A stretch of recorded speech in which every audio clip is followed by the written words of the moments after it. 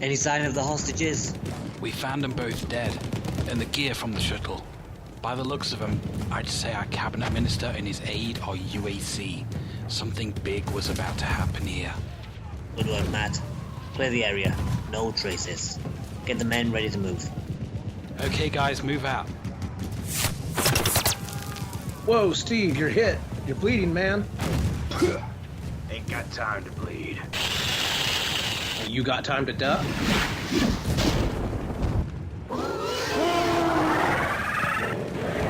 Damn it, Ryan, you stirred up the hordes nest. Now we're in a whole heap of shit. We're gonna need a miracle now. What the hell is that? It's Retro Game Squad, baby.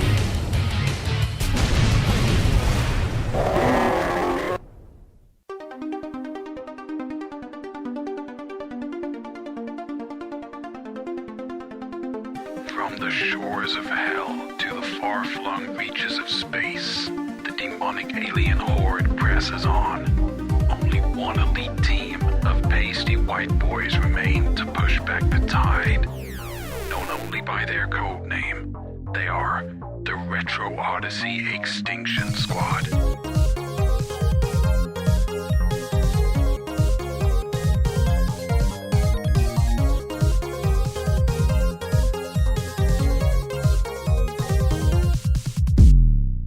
Hello, everybody, and welcome to we're on episode 13 now of the Retro Odyssey podcast.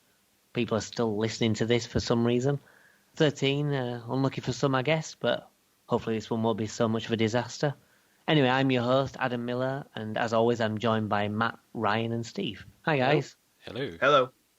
We also have a special guest today, straight from the amazing Retro Game Squad podcast. It's John Hupp. Hi, John. Hey there. How are you doing? Having me on the podcast isn't making it unlucky.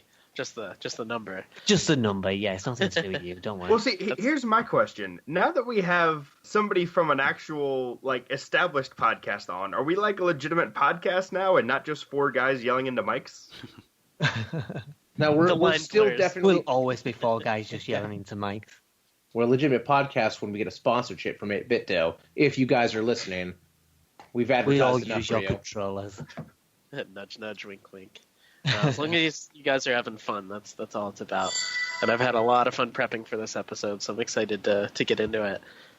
Well, we always have fun here. Well, except when Ryan chooses, shit games. Leave me alone. I've done it one time so far. I've been known for slinging some shit around, so it's okay.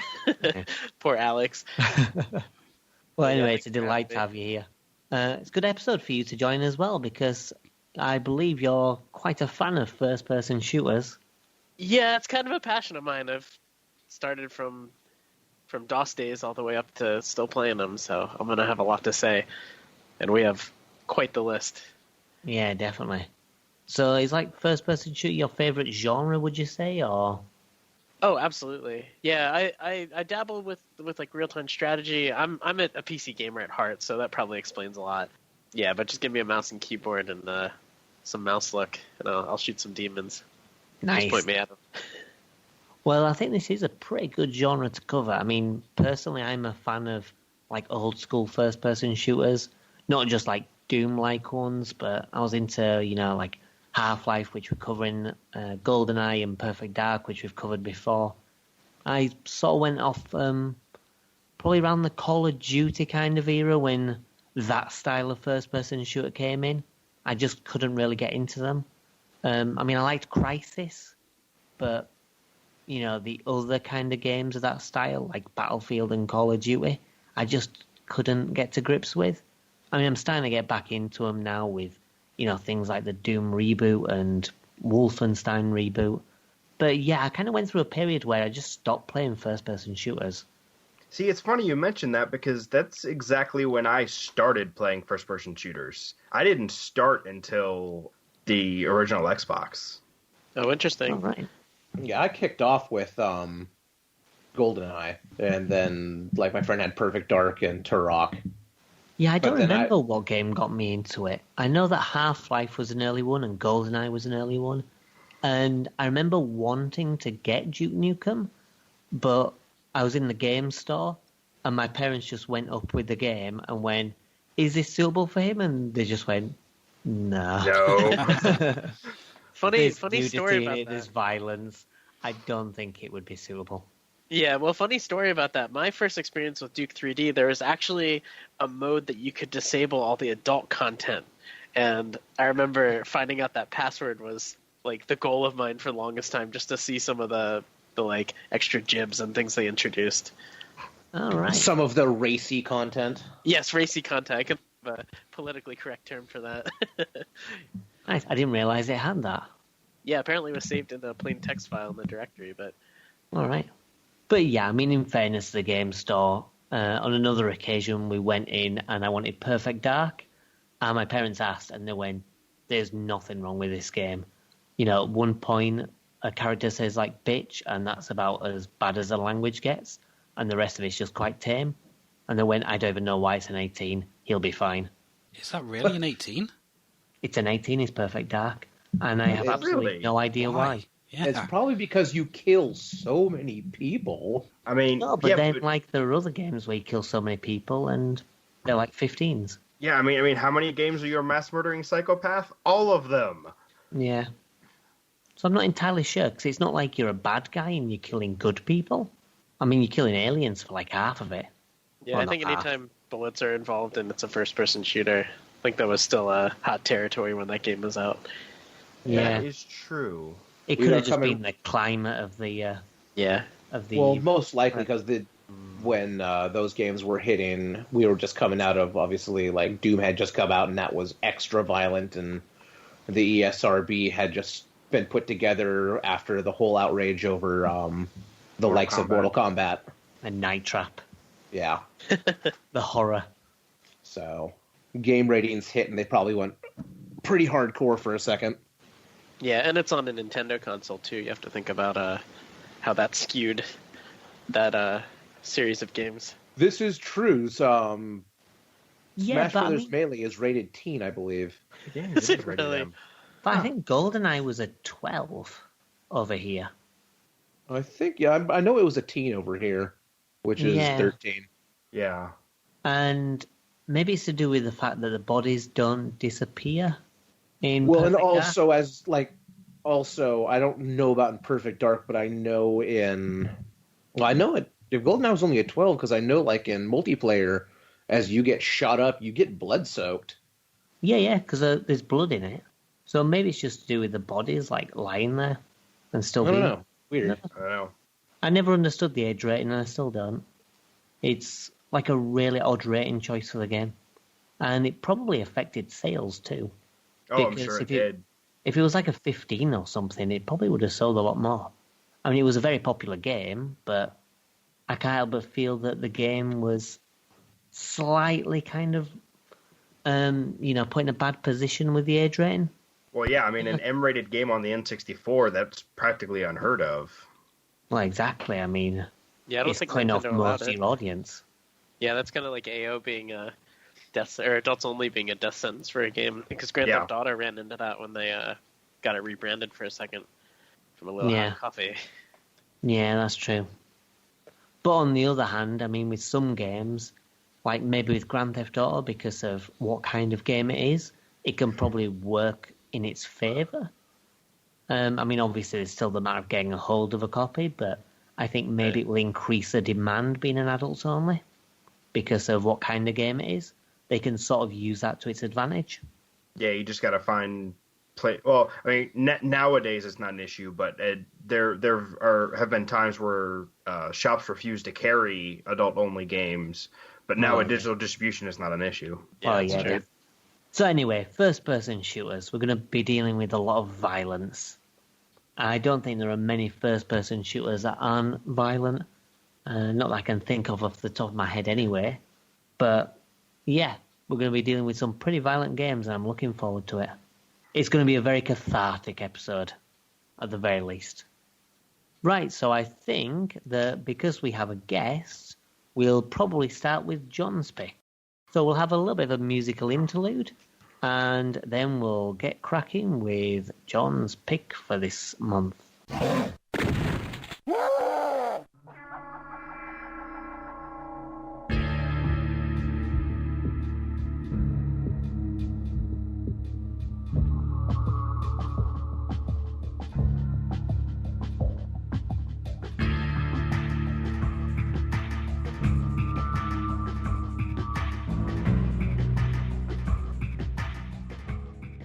All right, I guess I have the honor, and thanks again for having me, introducing the first game of this list. I chose Half-Life, partially because you guys made awesome choices for your other ones. We'll get into those soon, but for Half-Life, a lot of people are familiar with it. I guess I should kind of talk about it like nobody's ever played it before, and if you haven't, then you better put this on your list.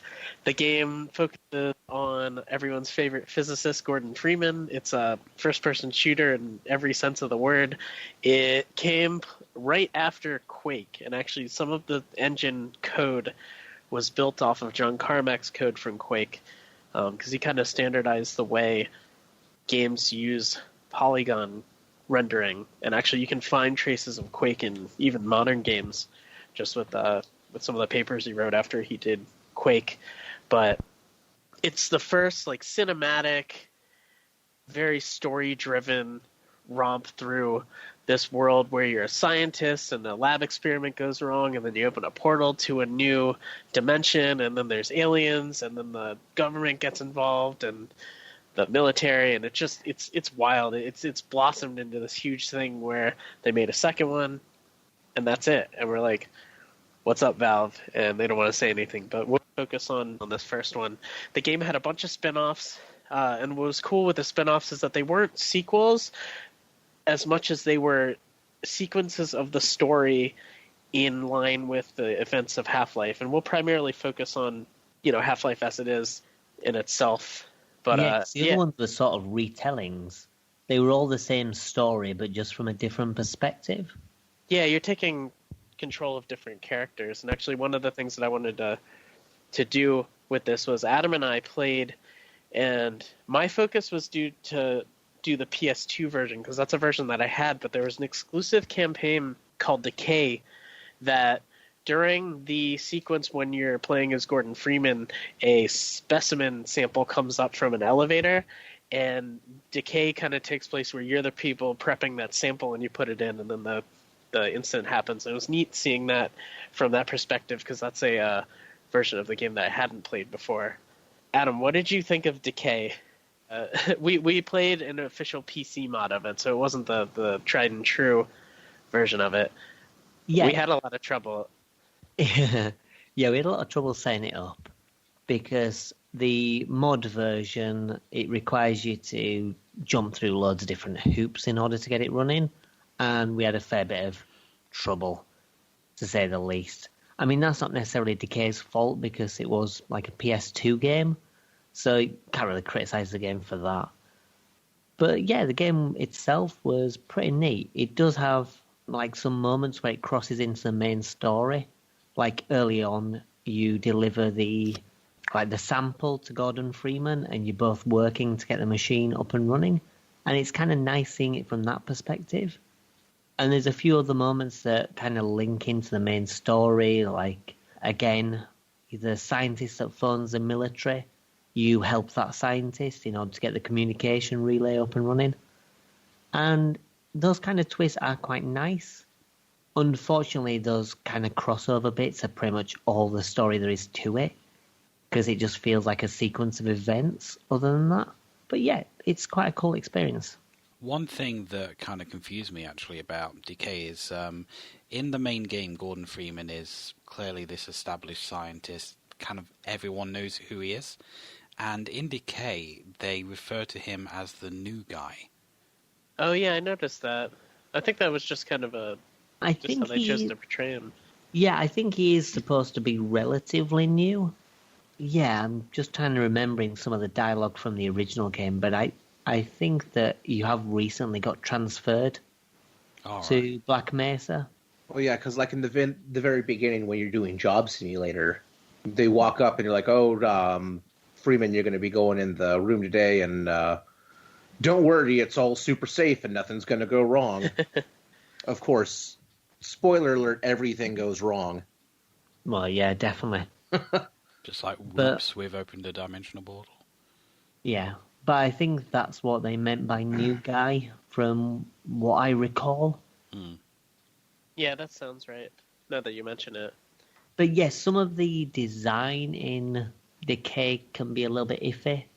like, John, did you have a chance to play the PS2 version after we finished? Yeah, I didn't get as far as we did with the playing co-op. It was a friend and I playing local, and honestly, the controls weren't great with the PS2 controllers. It's definitely a mouse and keyboard style game. Not that it's unplayable, it wasn't. It's just awkward. So the normal difficulty was about what we ran into with the co-op mod that we played, because when you're running a server, like we had to set up a classic Half-Life server to run this mod, and that's what took so long when Adam and I were playing. But there was no difficulty setting that you could set, and you could save with the PS2 version, but it wasn't as advantage as we thought it was going to be after having experienced.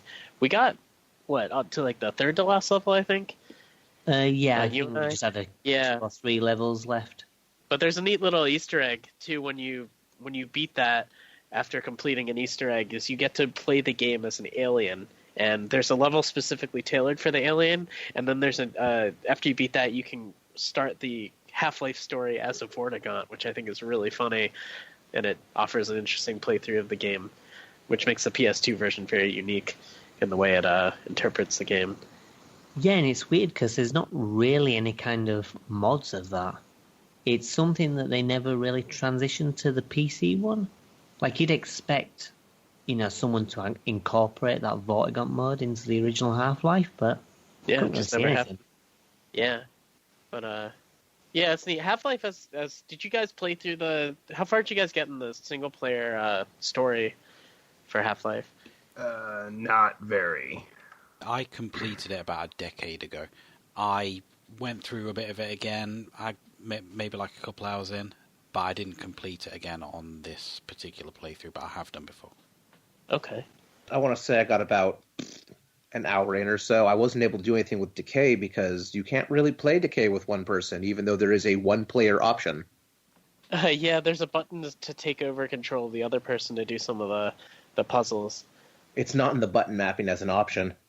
Oh, interesting. Oh, yeah. They don't show it. I read it in the README. Yeah, it's not a perfect mod.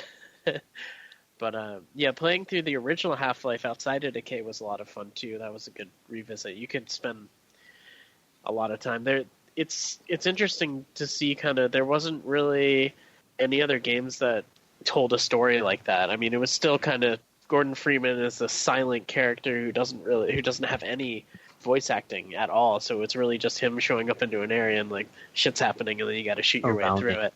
Yeah, it's kind of Doom, but there's more overarching story, and the weapon selection is fantastic. There's just a whole slew of just different weapons that you can get with a lot of them having alt fires too. Like the machine gun had a grenade that you could throw or that you could shoot from the barrel, and that sort of thing. So it's just a really very well complete thought as a game, which is why I thought Half-Life had to be on this list, given what you guys had already chosen already.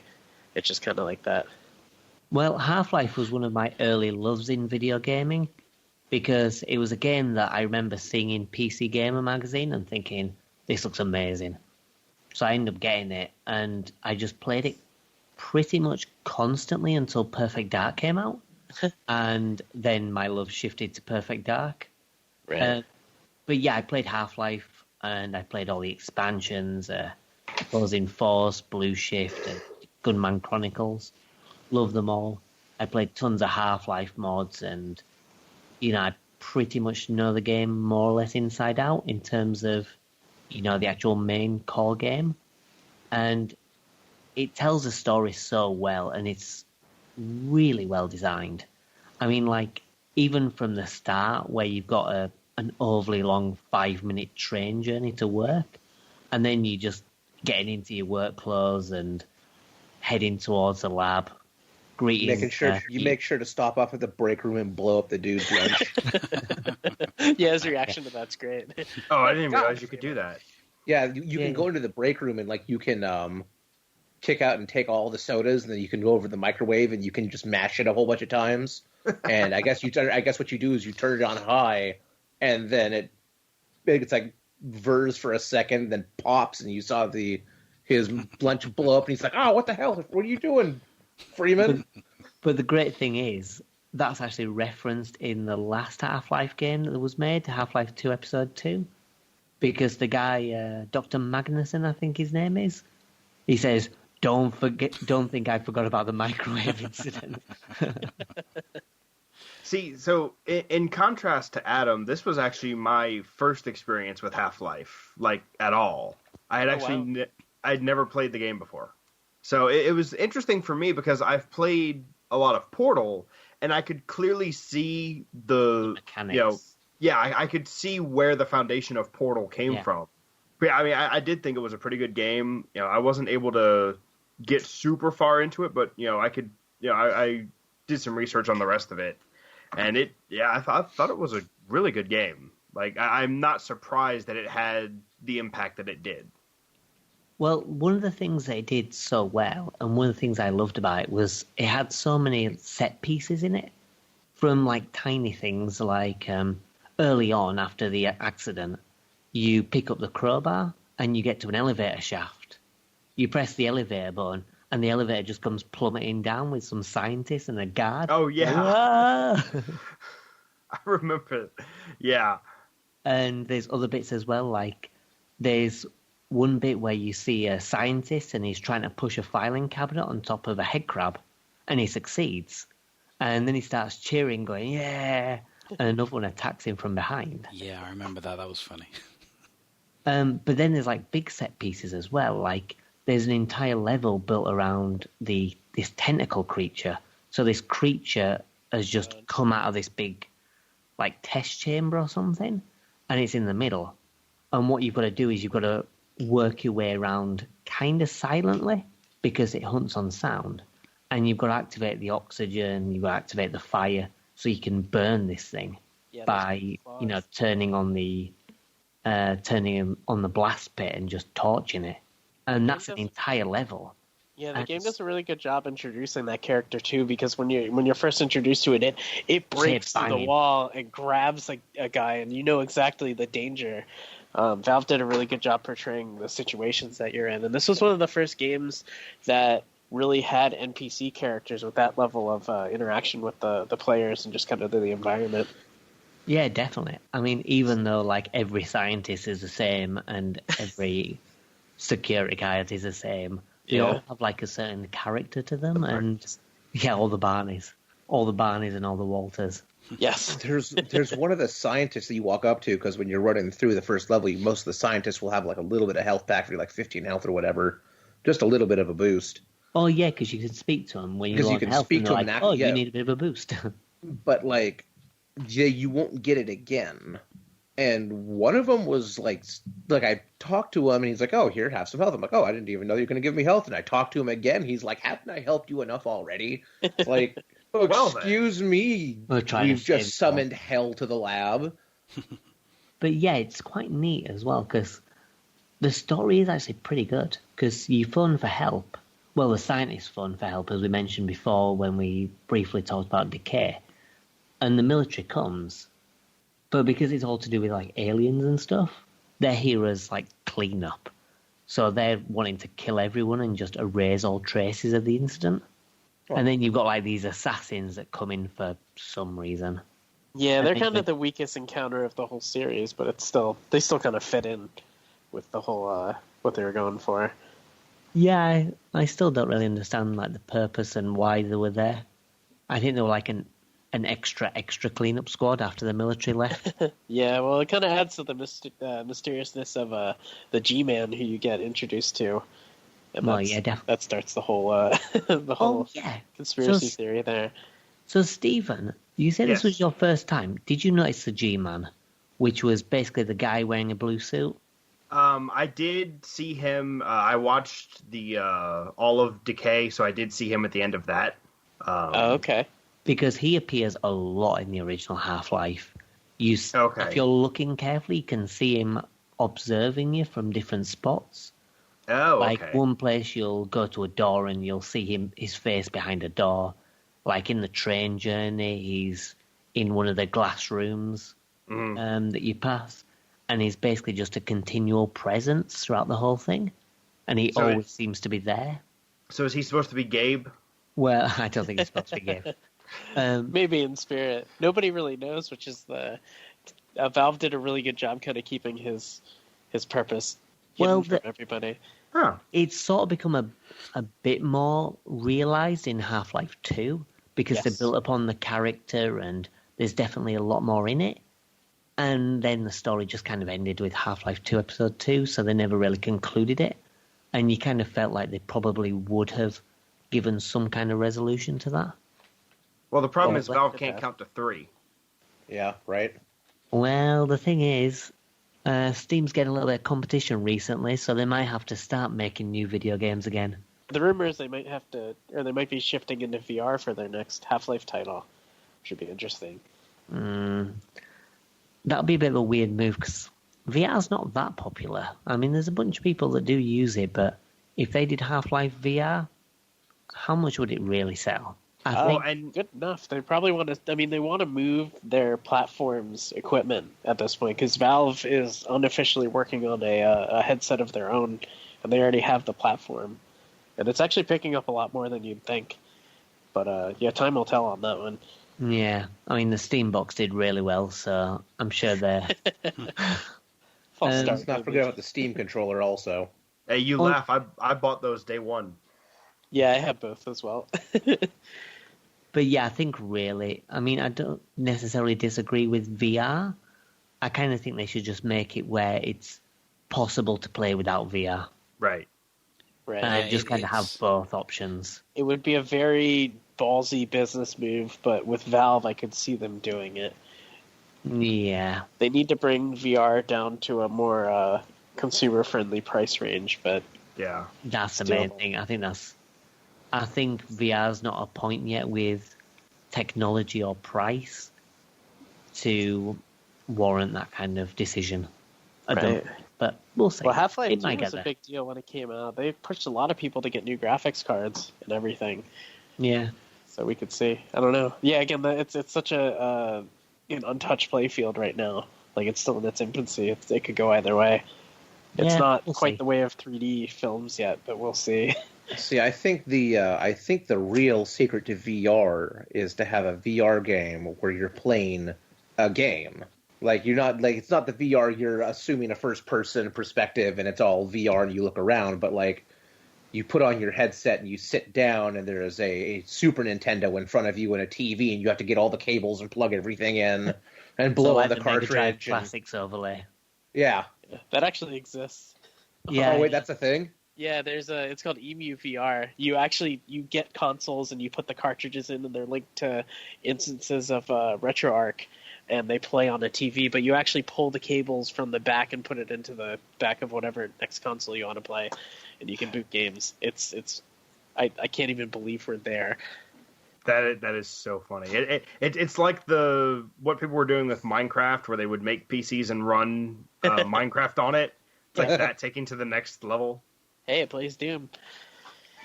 There you go. Yeah, it does. Yeah.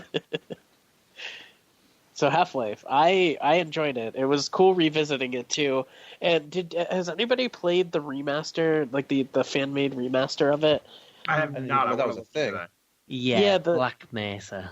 Everything up until the alien portion of the game, which is like the last like eighth of the game, not even is free to play on Steam. And it's a neat way to revisit everything because it's using the newest source. It's different than the Source engine release. They actually updated all the graphics too. And it Yeah, works they really changed well. things though, and they changed some of the physics and changed some of the like puzzles and stuff. I didn't care for it. Yeah, I played through Black Mesa, and there was a few points where I was stuck due to bugs, and I couldn't proceed. Like there was a bit with a ceiling fan that you get to, like the big fan that you end up blowing up, and I just couldn't get past it because it was bugged, and I ended up having to use no clip and just having to go around it. And I didn't find it an enjoyable experience because I just grew frustrated with it because it felt like the Half-Life game that I knew and I loved, but broken. And that kind of set me in a bit of a negative tone against the mod. Right. I mean, I appreciate that it's free and I appreciate the effort they've done to it, but I felt like my experience with it overall was kind of a negative one. Yeah, that's a really huge turnoff. It was really rough around the edges when it first came out, but they're still actively developing it, so we'll see where Yeah. the future of that goes. I mean, when I played it, this was before it was on Steam. So it was, Right, I remember. I suppose, sort of early version, but it was still up until Zen. So it was still like all that kind of content. But Yeah, that's the version that I played. I still haven't played any of the Zen stuff. I don't even know if that's out. Probably not. Yeah, I know they're still working on it, but... So, like, Stephen, you didn't get that far. Ryan, have you got to the Zen levels? No, I don't think so. All right, so Matt, then, what's your opinion of Zen? Well, my opinion of that kind of extends to the entire game, really. And I mentioned in the when we were talking about Metroid Prime, there are 3 words that just send dread into my heart, and that is first-person platforming. And the game is full of it. I mean, Zen has a lot of it, but there's also a lot throughout the game, and it just really pisses me off, to be honest. It's the one thing... Well, I was going to say it's the one thing that pisses me off about the game, but there are several things. But it is one of the main things, and you've got those big floating islands in the alien levels, which are a pain in the arse. I mean, you've got your long jump by that point, but it's easy to miss, and I just find the whole thing frustrating. Yeah, I mean, Zen is kind of weird. I like the idea behind it, but I find that it's a bit hit and miss. Like, the bit at the beginning where you long jump in between the platforms is kind of crappy. And then you meet and fight the Gunarch, which is kind of cool. And you get to the factory where all the alien slaves are at, and they're working. There's these big barrels and conveyor belts and stuff. And that's really neat. And then you get to, like, the final boss, and you're like, I like the design of it, but the fight is kind of shit. So I find that Zen is a bit of a mixed bag. I don't hate it as much as, like, a lot of people do, but I don't particularly love it either. It does feel like an anticlimactic end, but it's not too bad in my opinion. But unlike you, I don't have an issue with the platforming in this game. I find that the first-person platforming in it is fine. I don't actually remember any points where I've had an issue with it. But again, you know, I've played this game since it first came out, and I played it continually, so that could just be like muscle memory at this point. I'm a little biased as well because of that. I do remember Zen being the... Yeah, probably... I don't want to say low point because it's not the worst, but it wasn't my favorite part of the game. And a lot of it comes from having experienced that first, like, good chunk... More than good chunk, like the whole 3/4 of the game being awesome, and then the Zen just being this weird thing. And especially that last, what is that, like a floating brain baby thing that you have to kill? I don't even know how to describe that to someone. Yeah, he's basically just a floating psychic baby. I kind of feel that Zen would have been better if they just cut it down. Like I said, the alien factory bit was cool, and I think having an outside bit, just like on the main land when you land after the platforming section, having a bit there, maybe have the Gunarch fight, then the alien factory, then Nylanth, and then done. And then maybe make the Nylanth fight a bit better. And then it would have been better, just cut it down and make it a little bit tighter, and it would have been good. But it's kind of just there.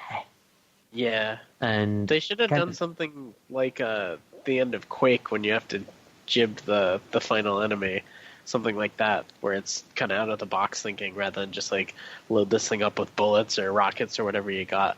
Well, that's the thing. I mean, you know, as you say, with Quake, it was a bit more of an intelligent kind of solution, and this was like an intelligent first-person shooter, so it really should have been more like a puzzle, like with the tentacles, like we were saying, where the whole level's built around it.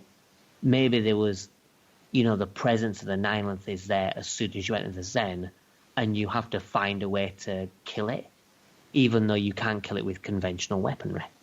I don't know, something like that would have been better, maybe. Yeah, if it was kind of like floating high above you when you first, like, enter, and you had to, like, work your way up to it. Well, the thing is as well, in Half-Life 2, the alien slaves are your friends, because you end up freeing them from slavery after you destroy the Nylanth. So maybe even have like a section where the alien slaves come to your help and they kill it. So you end up organizing a revolution somehow. Like you end up having to open the doors of the factory to let them escape, Right. and then you basically help them kill it. I don't know. Yeah, you have to wonder if they had some grand idea for it and just couldn't pull it off because of the time, and that's Yeah, what we ended maybe. up with. Yeah, who knows? But yeah, outside of this end part, I think the game was a pretty solid experience. I don't feel like there was the levels were guiding enough. They were able to guide you in such a way that it's pretty much linear gameplay. Some Yeah. of the areas are pretty open, but they still do a good job. And just It the feels very presentation. open, but Yeah. it's not like it needed a map or anything, because as you say, they do kind of guide you.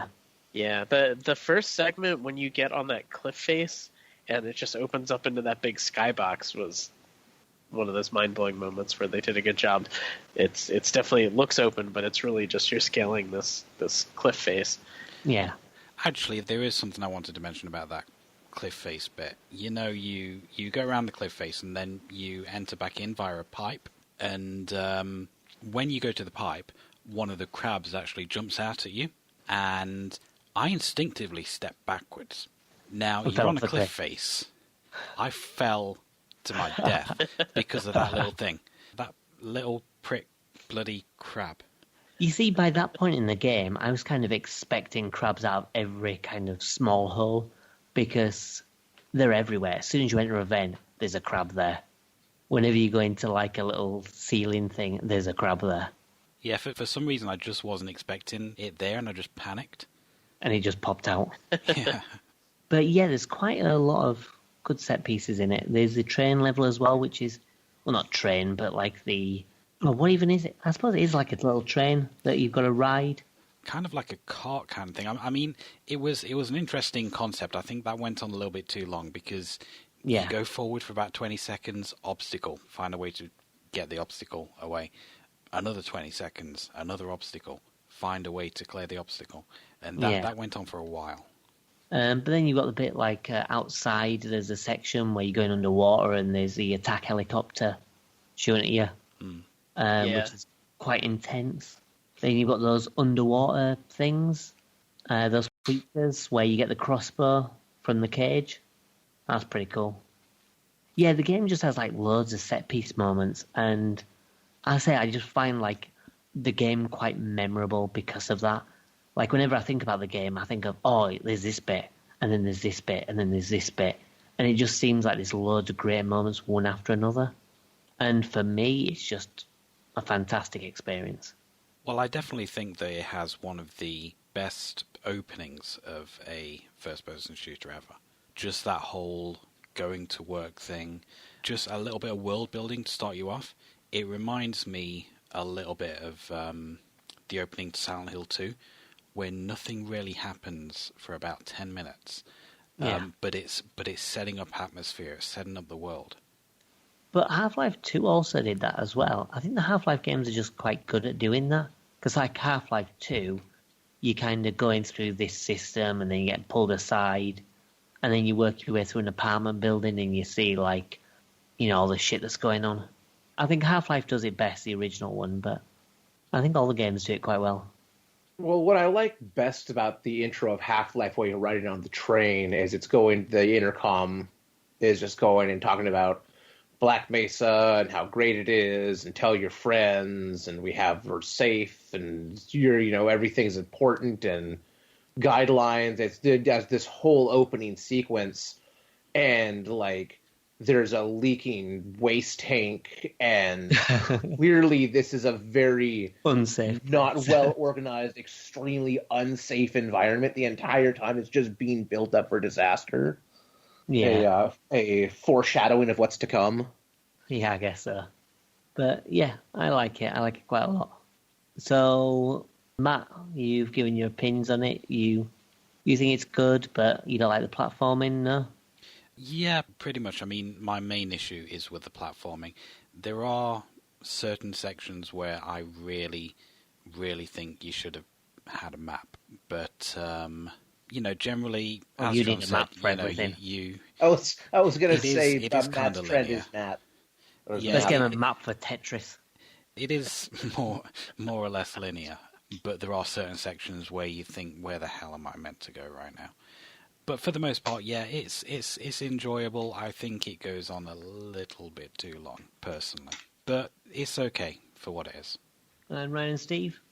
I kind of in the same boat there, where I feel like what I was kind of getting a System Shock vibe from the game, not wholly, but in sort of the survival aspect. And you don't, starting off at least, you don't get a lot of bullets. You got a crowbar, and the crowbar is not a very effective weapon.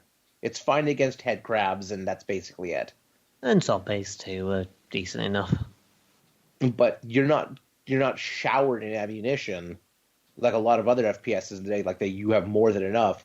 You kind of have to pick your battles. Do I take a little bit of damage here because I know I'm going to come across something where I just should use the gun? Or do I just want to avoid this and use the gun now and hope for the best later? And that's not a bad thing. It fits into the survival, the survival horror, because that's kind of what Half-Life 2 or Half-Life is. It's kind of a survival horror, low-key. Definitely, stuff's horrible. Yeah, I suppose so. It fits well enough, but I didn't get far enough to get into the platforming, and one thing that System Shock did was it threw really awful platforming at you. Maybe it was System Shock 2 that did really horrible platforming? I don't know, I've not played those games. Yeah, I think it was the second one. I think it was the second. More. The second one threw in some really awful platforming at you, and it didn't need to be there, and it was really rough. But it also did the whole thing where you have like a pipe as your main weapon. I think it was a pipe. It's been so long. And it's ammo rationing for a long, long time. And that's where the difficulty comes from, is planning out your next move. And that's what the vibe I got when I was playing with Half-Life, which is not a bad thing, but it's not also. It was definitely a thing that I was like, basically like PTSD flashbacks to System Shock 2. Especially if you're going from like Doom to Half-Life. You're like, where's all my bullets gone? See, at least in Doom, you're picking up bullets left and right. Yeah. And Quake, same thing. You can pick up any of those shooters around the same time. It's ammo for days. Yeah, that's true. And John, presumably you liked it. It was your pick. Yes, this is my favorite story-based game for PC, which is why I wanted it on this list. It at any point they could have made a design choice, either giving you way too little ammo or way too much platforming, but I think everything is just right. Yeah, especially for the time. I mean, there's a lot of gripes that you could give it, but it's not to a point where it's unplayable, which is the big thing, and it set a lot of precedent for shooters going forward. Yeah. And did you ever play any of the expansions? Apart from, obviously, Decay? Oh, all of them. Yeah. It was that's why I was excited to play Decay, because I had played all the other ones. I love the expanded universe, because a lot of games focus on did you read the book that was brought out? But this series specifically, they put out more games than they did literature elsewhere, and I like that, because that was one of the I forgot to mention that. Yeah, because I didn't really see any books for the game when I was doing my research. I don't know if there were any Half-Life novels that came out. I don't think so. I don't remember any.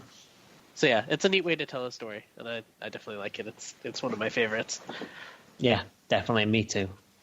Okay, so with Half-Life out of the way, we're going to move on to Matt's pick. So let's just have a little bit of a break, listen to some music, and we'll move on to his choice.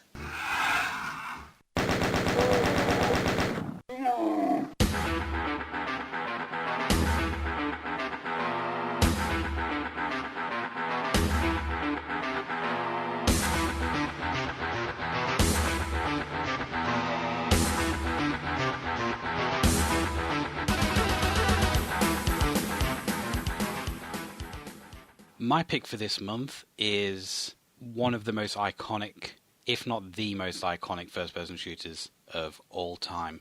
It kind of set the standard, as it were. It is, of course, Doom, which was released in 1993 by id Software as a follow-up to their super successful Wolfenstein 3D. And it really brought the FPS genre to the forefront, and it became this super cultural phenomenon almost, where Doom was installed on more PCs than Windows 95, I believe it was at one point. Yeah, I've heard that. Yes, that is an accurate statement. And it just took over the entire world for quite a long time. And this came out before the term first-person shooter was actually coined, and every first-person shooter that came out after that for a number of years was just called a Doom clone. It was that ubiquitous. Basically, it is just FPS distilled down to like the very, very core. You've got a lot of different guns, you've got a lot of different enemies, you've got to get to the exit and kill everything in your way. And so how was Doom categorized then? If first-person shooter didn't come till like a lot later, and then we had Doom clone, was it given a category at the time? I'm not entirely sure, to be honest. I don't remember. It might have just been called a shooter at that point. I'm not sure when the term first-person shooter was actually coined, but it was definitely after Doom, because like I said, everything else was called like a Doom clone for several years. If you think about this, it was the early 90s, so it was probably categorized as a violent devil's video game. Oh, it was by a lot of people. That was the official category, was a tool of Satan. Yeah, probably by John Romero himself. I mean, he was nuts enough. He was? Yeah. He still is. Nuts, but also passionate. Passionate, I think that's a better word to describe it. It also popularized the shareware format, where the very first episode of the game, Knee Deep in the Dead, was released for free. You could just download it from anywhere. It was on a lot of discs at the time. And then you would like mail order the rest of the game. And then in 1995, they released a physical edition called Ultimate Doom, which had like a 4th episode tagged onto it, which is like a super hardcore episode as well. It is like tough as nails. But it's one of those games where you can kind of like change the difficulty to suit your own capabilities. There were like 5 different difficulty levels, and basically there's something there for everyone. If you're like really, really terrible at these kind of games, you can just whack it down to lowest difficulty and blast through it. As long as you don't mind being called a wimp or whatever the lowest is called. Oh yeah, they are a little bit sarky, especially like when you quit the game as well. It gives you all these little quips like, "Are you sure that you really want to play DOS more than you want to play me?"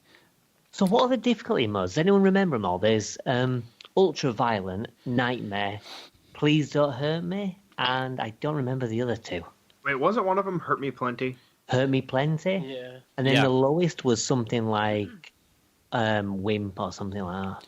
No. I think the lowest was Take It Easy, wasn't it? I get them mixed up with the Wolfenstein entries, like Can I Play Daddy and all those other ones. And I get them mixed up with Duke Nukem. Yeah, there's 5 difficulty levels. You have Nightmare, Ultra Violence, Hurt Me Plenty, Hey Not Too Rough, and I'm Too Young to Die. That's what it was. Ah, yeah. And on that lowest difficulty, you take kind of like half damage.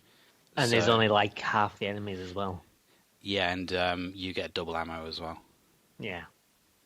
So it's pretty good for the casual shooter fan. Yeah. Like I say, it has a lot of different kind of like guns. It's got like everything from like pistol, shotgun, chain gun, all like your weapons that kind of became classic in first-person shooters that came after it.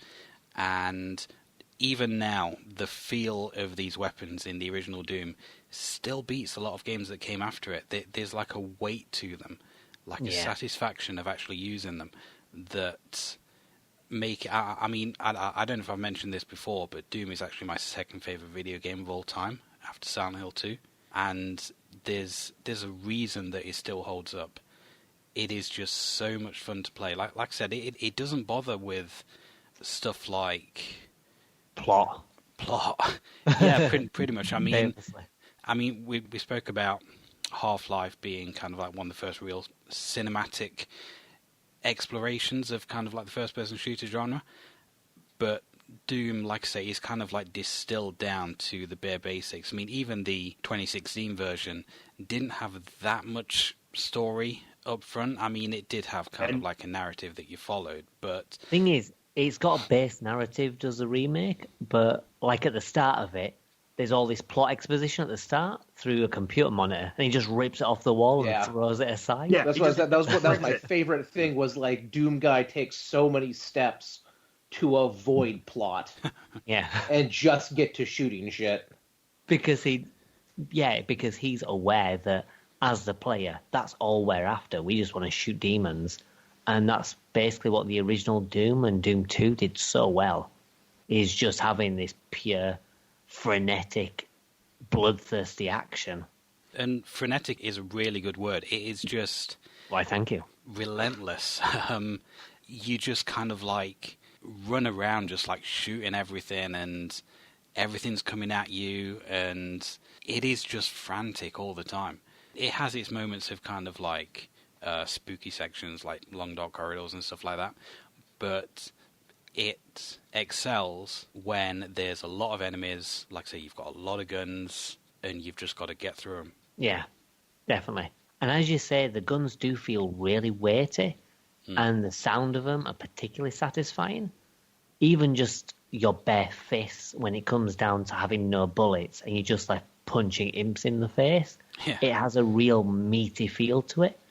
I mean, obviously, that's the kind of situation you don't want to be in, because I don't know about you guys, but if you try and fight with your fists, you ain't going to get far, because unless you're playing on easy, the game is pretty tough. Or You're if going you to have make the sure you've got a Berserk pack. stock of ammo. Unless you've got Berserk, of course. Yes. Yeah. Well, and actually, it's funny too, because just talking about the guns have weight, and I will give Doom that credit, because like last month we covered Marathon, Yeah. and I Big think shields. overall I might like Marathon more as a personal opinion, but the guns do not have the impact, and I didn't really remember that as a problem until I went and played a couple levels of Doom again to refresh my memory, Yeah. Yeah. and Yeah, that is a that's- huge difference. That's kind of all down to the animations and the sound design. Those two aspects have to be spot on to really convey that kind of weight to the weapon. And Marathon, the gun sounded a bit thin. Yeah. So what was your favourite weapon? The shotgun, Yeah. definitely. It's just the most iconic weapon in Doom. When you It's think so of... versatile, and it's even a little bit overpowered, I'd say, because it seems like even when you're firing at a distance, it doesn't really make that much difference. You can still hit enemies pretty easily. It is just one of the most fun weapons to use, and there's a reason that in like most of the art, Doom Guy is holding a shotgun in like pretty much all the art, because it'd know that it is The key weapon. The key weapon. I mean, Doom 2 brought in the super shotgun, which everyone seems to love. I still prefer the original shotgun, because Yeah, me too. I mean, it's faster for a start, and like I said, it is still powerful. I think the super shotgun is quite useful for particularly stronger enemies, where you need to take them down quickly, and that double shot really helps. But I think for most enemies, the regular shotgun is the way forward. Yeah, I mean, the way to play Doom, you know, it's not like a lot of modern shooters where you kind of like duck in and out of cover. Basically, what you want to be doing, if you've got like a lot of enemies, you just want to be strafing around them and just keep firing off shot after shot after shot. And the shotgun for that has the speed versus the damage, like a really nice ratio there, where even late game, it is still a weapon that you keep going back to. Yeah, I mean, it never really gets, improved upon. You've got stuff like the plasma gun, which is quite useful for stronger enemies. But all in all, you're pretty much going to be using the shotgun from the moment you pick it up to when you finish the game, to be honest. It's Yeah, useful pretty much. all the way through. Which is something you can't say for a lot of other shooters. Although, to be fair, I mean, Doom's pistol doesn't get a lot of use, so you could say about that. But a lot of times, if you get a stronger weapon, that's the one that you stick with until you get something stronger, and then on and on and on. But the way that the kind of enemies are there are different ways to deal with each enemy. And Well, the thing is, you've got the pistol, but really the chain gun is just the improved pistol because it uses the same ammunition. So really you could say that, okay, you don't use a pistol, which you get at the start, but you've got the chain gun, which is basically the improved pistol, which is useful for, like, when swarms of imps appear, like in groups. it's quite good for taking care of those. So I'd say that, yeah, you're not using the pistol, but it's not like you're not using that ammunition. You're still using that weapon in a way. Yeah, that's true. And one thing that kind of like helps to keep those weapons relevant is that even though you do keep getting like more and more stronger enemies, they still have the lower level enemies there as well that you still need to deal with. So you still get a lot of use out of those earlier weapons. Oh, yeah. And I'd say that the game kind of benefits from that, because killing those weaker enemies is so much fun that, you know, if you were just facing loads of these stronger enemies, it probably won't feel as satisfying, because either they overwhelm you and you die, or you don't have as many and it's not as fun. So I think having a good amount of those weaker enemies kind of helps make the game feel a little bit more satisfying. Yeah, and one of the most satisfying things to pull off in the game, if you can get kind of like 3 or 4 soldiers lined up perfectly, you can take them out with one shotgun shot. And it is just so much fun to do. Yeah. I feel like we all just got that visual in our head too as you're saying it. Well, I think the most satisfying thing to do is when you've got groups of enemies and you make them fire at each other, and then they start their own little war to try and kill each other. Then you just hide around a corner and just wait for them to sort it out. Yeah, because I think there's... it could be in Doom 2 I'm thinking of, but there's an area with loads of barons of hell, and there's a cyber demon, and the cyber demon shooting, it shoots the barons of hell, and all these barons of hell just start bombarding this cyber demon, and it's just such an amazing sight, because you don't even do anything, you just watch them all fight. And I can't think of any other game from that era that did anything like that. So it's quite impressive they managed to do that. There were a lot of innovations with Doom at the time, and like I said, they built off the success of Wolfenstein 3D, which is a similar kind of game, but shit. Yeah. I mean, the lack of separate strafe buttons really kills Wolfenstein 3D. But they really upped their game with Doom. Oh, yeah, definitely. And I won't really go into the technical details here, but Doom isn't really a 3D game. There's an entire video you can watch on YouTube about how Doom is actually a top-down 2D shooter, and technically, even though it looks like a 3D game, it works like a top-down 2D shooter. You're not seeing a 3D rendered environment, you're seeing 2D sprites that you get closer and further away from. What? That just blows my mind. I can't even visualize that. The tech, what was it called? Raycasting? Yeah, I believe it was. Basically what it does is when you're at a certain position in the quote-unquote room, is the game scans where your location on what would be an X and Y, and then it renders the screen you're looking at, and it's doing this who knows how many times a second. And every time you move, and one of those scans catches that you move, and it quickly basically scans out a whole new row of pixels at an insanely high speed, and that's why it runs so smoothly. So, yeah, basically every time you take one step, it refreshes the entire screen on you to give the illusion of movement. That's mental. No, yeah, the YouTube video, and I can't remember who did it, he goes into really good detail, and it's really amazing. I'll have to have a look for that. It sort of reminds me of, like they used to do in racing games, where instead of actually moving through the environment, you're just in one location and the screen's changing to look like you're moving and driving. Sort of reminds me of that. Yeah, and it's the reason that Doom levels are kind of like flat. I mean, you've got ups and downs, but nothing can be above. That's true, because you can activate switches as long as you're kind of on the right vertical plane of it, it doesn't matter if it's above or below you, as long as you're in line with it, then it's fine. You can still press it. And that's why you can shoot people who are way above you even without having to look up or down. Yeah. But like what I mean is you've got like a series of corridors in the game. I know what you mean. And there's no upstairs or anything, it's just you've got some stair areas, but it's mostly flat. Yeah, you can't have a corridor on top of another corridor. And that's because it's a 2D top-down shooter. You can't have one thing on top of another thing. Like I said, there is an excellent YouTube video on that if you want to check that out. Was that only in Doom, or did they continue in Doom 2 as well? Yeah, Doom 2 used the exact same engine. Right. Quake was id's first game that actually did a 3D environment. Yeah. Yeah, I'm just thinking, like, Quake definitely had upstairs, because you had, like, the elevators and stuff that go up. So they definitely had rooms mapped on top of others. And I want to say Duke Nukem 3D had as well. Yeah, Duke Nukem 3D was a 3D rendered game, I do believe.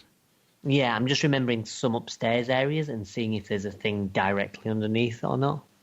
That used a 2.5D engine, actually. I did a lot of map building for both Doom and Duke 3D, and it was still the sector. Everything was sector-based, and you couldn't really have overlapping sectors. And when two sectors were visible and they were overlapping, that would kind of cause the engine to throw a loop. All right, so Duke was sort of the same as well? Yeah. The only thing Duke had that Doom didn't have was sloped surfaces. That took some extra coding. Oh, yeah, it did have wizardry. slopes in it. Yeah. Yeah, because obviously when you use the map function, I'm just thinking that you see this rather linear top-down 2D map, and you never see things overlapping. Well, in those two games at least. Quite interesting. I never knew that. But yeah, speaking of map creation, that takes us on to one of the other really interesting things about Doom, is that they allowed the community to make their own maps and mods, and it was super easy to do so. There was a lot of software that was released that allowed people to make their own maps, and it essentially just made the replayability of the game almost infinite.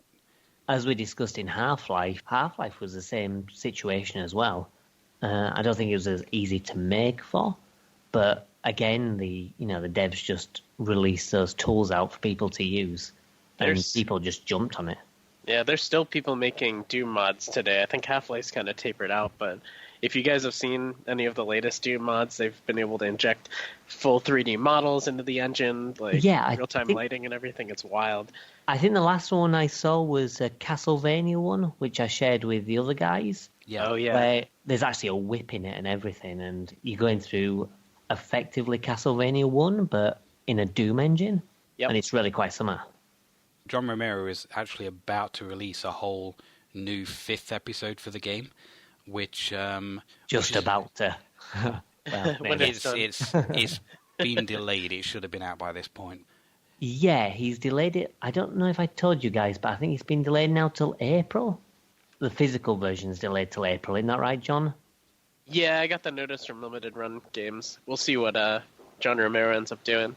Yeah, I imagine it'll be maybe April at least, possibly the summer, possibly next year.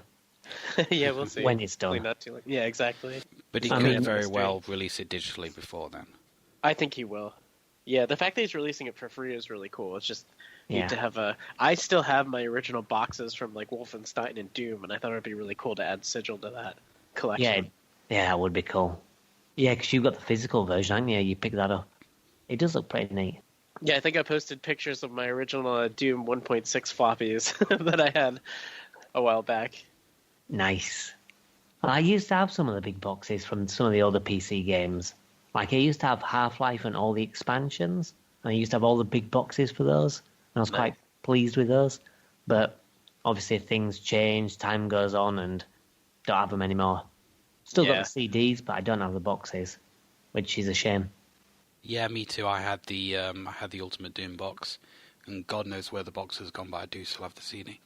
They were big, though, those boxes. Yeah. Like, you used to look inside, and it used to have a tiny little game inside, and you think, why are the boxes so big? It's good that we now have like DVD-style cases, but it was kind of like a spectacle. It was something special when you got a big box for a game. But with the way that a lot of modern collections are now, I would not have the room for as many games as I do if they were all in that kind of big box. Yeah, definitely. You'd need like an entire room dedicated to just PC games. Yeah. Yeah, And a big room. that being said, I really miss the walking into game stores and just having the wall of those Big boxes. those boxes. Yeah. Those were the Yeah, days. I remember going into like Game Station, seeing those boxes there. Oh, Yeah, good we had times. Comp USA in the States. And now all you see when you go into game stores is mobile phones. Oh gosh. Soon And you little would. cards for games. At the time of release of this podcast, maybe game stores don't even exist anymore. Perhaps. I mean, GameStop in America is not doing too well at the moment. They are not. And I can't imagine Game over here is in particularly good shape either, for like pretty much the same reasons. It's owned by the same company as GameStop. But yeah, going back to Doom. We haven't mentioned one of the most important things about Doom, which is the BFG. Oh yeah, Yeah, the BFG 9000. Yeah. which was a pretty good gun. It was a room clear. It was, if I am correct, you could get it really early. Yeah, I think you can get it. You can definitely get it in episode 1. I just can't remember what level. There's a secret level or there's a secret door you can pop open, and you can get it super duper early. I know there's like loads of places you can get the BFG. Yeah, we haven't really touched on all the secret places that they hid throughout the maps too. Which is lots of, but that was just sort of like everywhere. its thing. Oh yeah, Wolfenstein had the push walls. Yeah, they had all the push walls, which apparently was a whole programming debacle. Right, John Carmack fought it for a very long time, apparently. Yeah, but it's great because it's one of those things where you complete a level and you're just like, okay, this is how many secrets you got. Right. Try again, try and get 100%. Because some of them are pretty clever. Yeah, Doom evolved from trying to be an arcade-style game. I remember Wolfenstein began the same way, where you used to have a little score in the bottom hood portion, and it would reach you based on that, and then they cut that down into par times for each level and percentages you cleared and that sort of thing. Did any of you guys ever clear the par times? Because sometimes I'd beat a level and I'd be like, how am I nowhere even close to this? It's ridiculous. Only the first level of Doom 2. Honestly, it's something that I've never really paid attention to. Well, I only look at it and then laugh. I mean, it was the same with like Duke Nukem 3D as well. You just get the par times and you just think, are you having a laugh? Well, some of those par times, it's like if you want to, like the secret to Doom and Wolfenstein 3D to getting some of those is you have to skip almost every single enemy. You just have to grab the gun, shoot whatever's actually going to actively stop you from running, and then you just run. Yeah. It's really rough. In the very first level, if you're speedrunning that, which you can do in kind of like, 30 seconds, you only really have to kill the imp in the second to last room, because that's the only one that's like really in your way. And other than that, you can just ignore everything and just zoom through it. Yeah, speaking of clearing things quickly, that's kind of the intention with Nightmare Mode. Don't know if you ever tried Nightmare Mode, but if you kill enemies, they quickly come back. So you sort of have to speedrun the game on the hardest difficulty. And it's ridiculous. I think I beat the first 2 levels on Nightmare Mode back on the 360 like years ago. And then I was just like, okay, no more. The enemies move faster as well, and the fireballs are faster. Yeah. If you find that kind of thing fun, then great, but I don't. There are people out there that speedrun Doom on Nightmare difficulty, and you just think, how? How can you do this? Well, it's not only difficult, but it's unfair. In the Doom reboot, I believe they changed up Nightmare to make it a bit more doable. Kind of. It's the same difficulty as Ultraviolent, but when you die, you have to start the game over from the very beginning. All right, so it's pretty much what Alien vs. Predator 2010 did. Just make it the same difficulty as hard mode, but you've got to do it in one setting. Yeah, you cannot die, or else you have to start from level 1, which is rough. Yeah, roguelike. Yeah, there you go. That's what I was looking for, was roguelike. Yeah, that's crazy. I need to spend more time with the newest incarnation, and I saw a video of the sequel to that they're going to release. Oh, Doom Eternal. Yeah, it looks so good. They've not actually released that much information. Say it's out this year. They announced it, released a bit of footage, and it's kind of been quiet on that front for a while. I'm expecting I'm wondering Christmas when time. they release it. Well, I'm kind of hoping before Christmas time. I was hoping for like maybe summertime or October at the least. Anyway, sorry, what were you saying, John? Yeah, no, I was just saying that I spent a lot more time with the original Doom games outside of the new ones. It's definitely, if no one else put this game on the list, I would have put it on there. And that goes for a lot of these too. Yeah, Doom is a great game. One thing that I happen to remember, Matt, you didn't mention what platforms Doom is available for. Oh, sorry, yeah. The answer is all of them. Yeah, it might be better to tell you what it's Say not what it's out not. for. It was obviously released on PC first, and it was just so popular that it was just ported to every single system you can think of. Even stuff like the Spectrum had. I mean, I don't think there was an official release or proposed release for the Spectrum, but people have got it running, and looking all right for the Spectrum on like the home computers and stuff like that. And like I say, it was just on everything. It's on the SNES, which is a terrible version. It's on PlayStation, Saturn. It's been an N64 version, but that's like a complete new game. I mean, didn't people get it running on graphing calculators? Yeah, I've People heard stories barely like on fridges and stuff. Well, I was about to say, because like the whole thing became like originally it was like, oh, I have a computer, but can it run Crysis? And then people started putting Doom on everything. Is like, well, can it run Doom? I've got to watch Can It Run Doom? They've gotten Doom running on an oscilloscope, and it is the craziest thing to watch. Yeah. But they've done it. I mean, they've done iPods, not even like smartwatches as we know now, but like old schools type smartwatches. Yeah. It basically, the thing is, if it has a screen and some sort of processor, they're probably going to get Doom running on it. Yeah. I think itplaysdoom.com, I don't know if that's still around. Anything from refrigerators to, down to the oscilloscopes. It's wild. That's insane. I think the most obscure port that I've seen so far is the Game Boy Advance version, as far as one that like does justice to the original game and isn't just this slideshow of an experience. Yeah. And the PlayStation version has some interesting background too, because someone else did the soundtrack for it. It utilized the CD audio, and it also added some things with the colored lighting and shading that they couldn't do previously. That's true, because the Saturn version does the same, because they redid the soundtrack, and I think there are some other changes. It's a bit of a weird port, is the console one. I can't comment fully on the PlayStation version, but I believe that the PS1 and the Saturn version are pretty much identical, apart from frame rate, of course, because the Saturn one is notorious for being a little bit chuggy. But what happens is they've mixed Doom and Doom 2 together, but it's actually missing some levels. But then they've got like a load of new levels included as well. So there's some levels that I've never even played before, and they're exclusive to the PlayStation and Saturn versions. And the game just plays like all the way through. It's not like episode 1, 2, 3, 4, and then Doom 2, 1, 2, whatever. It just all plays continuously, one level after another, until you're at the end.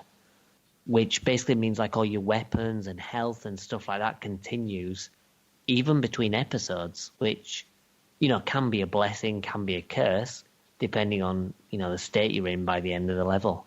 Right. But it's quite cool. I was just saying, there was the, if I remember correctly, there's the Atari Jaguar version, which is actually apparently one of the smoother running, but it didn't have music?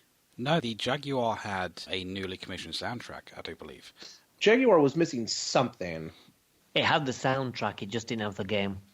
You just had to listen to the music. But, yeah, I'm not entirely sure. Maybe they commissioned the soundtrack and weren't able to use it or something. Because when it came to console releases, apparently the Jaguar was one of the better releases on one of the worst consoles ever made. Hey, the Jaguar's not too bad. Yeah, don't let Jeff hear you say that. He'll come after you. Oh, the Jaguar, bless it. It tried. It tried hard. Apparently it came with one of those key overlays, too. Yeah, because it had a 10 key on it for some reason. In case you wanted to dial your phone while you're... Yeah, no, it had the Jaguar had an ABC button, a D-pad. Did it have triggers? I don't remember if it had triggers on it. I don't think it did.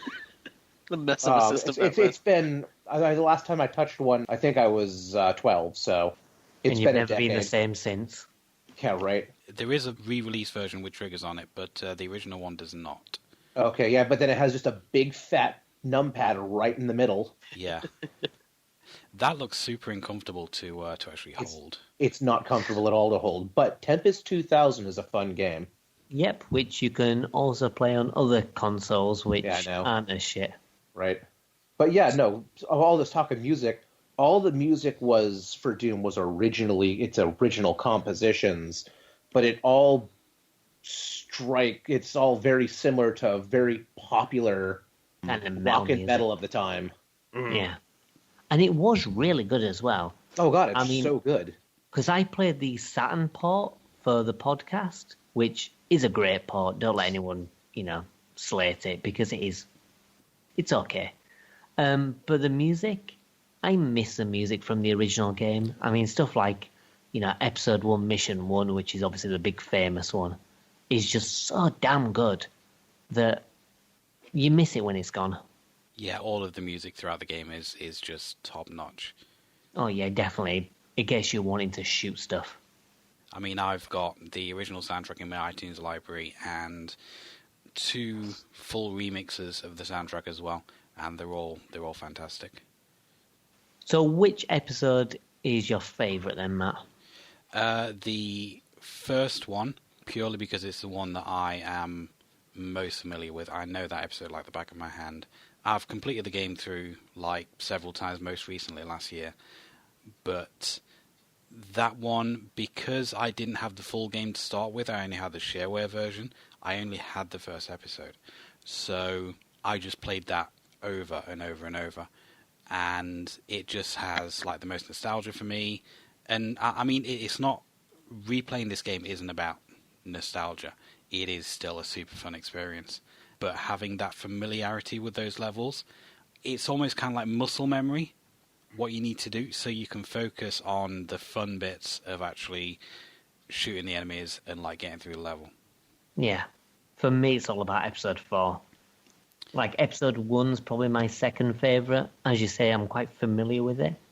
And I love episode 3 because of how it looks, but I find that the levels are a bit maze-like. But yeah, episode 4, I think, like really brutal, but really well designed. I mean, like the first 2 levels are notorious for being like extremely difficult, especially like in the PC version where you have to start with just a pistol, but it's so good. Yeah, I mean, like the second level of the episode has a cyber demon in it. It's it just is super, super brutal. Is it the second episode? Because the second episode's inside and it's quite cramped. Did I say second episode? I mean second level. No, I mean the second level of episode 4. You go out into... Because it's all inside. There's a lava pit and then you're running across these like little platforms. Yeah, it is level 2. Right on the other side of those platforms. Once you've cleared all the little bits around the edge and... Oh, yeah, you're right. One appears. Yeah, off to the left side. One. Yeah. Yeah, you're right. I think my favorite episode from Doom was Chex Quest, because that's what I played. That's the version of Doom that I played when I was a kid. What the hell is Chex Quest? Chex Quest was the first video game. Do you know about this, John? I still have the CD. Oh, you son of a bitch. I wish I still had mine. It was a total conversion of Ultimate Doom, but it was actually only the first 5 levels, so basically the first episode. What the hell? I've just Googled it, and there's like some kind of waffle on the front. That's something special. It's a Chex. He's a Chex. He's a Chex cereal. And they basically took the story, they did a total conversion, completely reset the entire visuals of the game.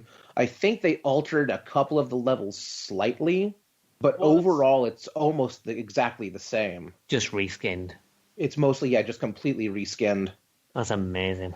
From what I remember, it was you start out in like a spaceport, and then you go to a lab, and it's completely new graphics, as you said. The real big Doom tell is that all the weapons are like, it's like, this is kind of a shotgun, but we're not going to call it a shotgun. Yeah, it's really fun. Well, they were called. There's something which is clearly the BFG. Yeah, that's right. But it's not. Because like your basic Zorcher was just a spoon. Amazing. And that was supposed to be the pistol, and then you were talking about the chain gun. Later, you could get the electric sport. Yes, I replaced the chainsaw. Yeah, it was a really wacky game. Amazing. But it was essentially Doom. The same. But I went back and played it again as best as I could because there's not really a whole lot of ROMs around for it. Not ROMs, ISOs, I guess.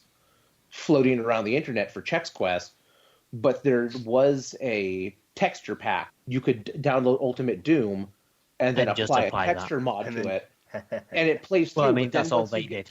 Yeah, but then once you get essentially, but then once you get past level 5, it doesn't have like the ending cinematic and stuff. It just goes to the next one, and all the textures go really wacky because it just assigns textures where it's supposed to be. They weren't tailored for the levels. So you still have all the enemies moving around mostly as they're supposed to, but not all of them are caught. And I basically shit myself when a Cacao Demon jumped out of the wall. Out of nowhere. So that was fun. But yeah, they still do occasionally. You'll still see, I think, was it Games Done Quick? Yes. Just this year covered Chex Quest. I watched that. That was great. And I'll have to hook you guys up. Apparently, there were 2 other episodes that were created for Chex Quest that never got released because the whole project got canned after the first one because those companies don't like money. But they were released available online for everybody. Oh, really? All right. Yeah. And they work as long as you have the original WAD file for it.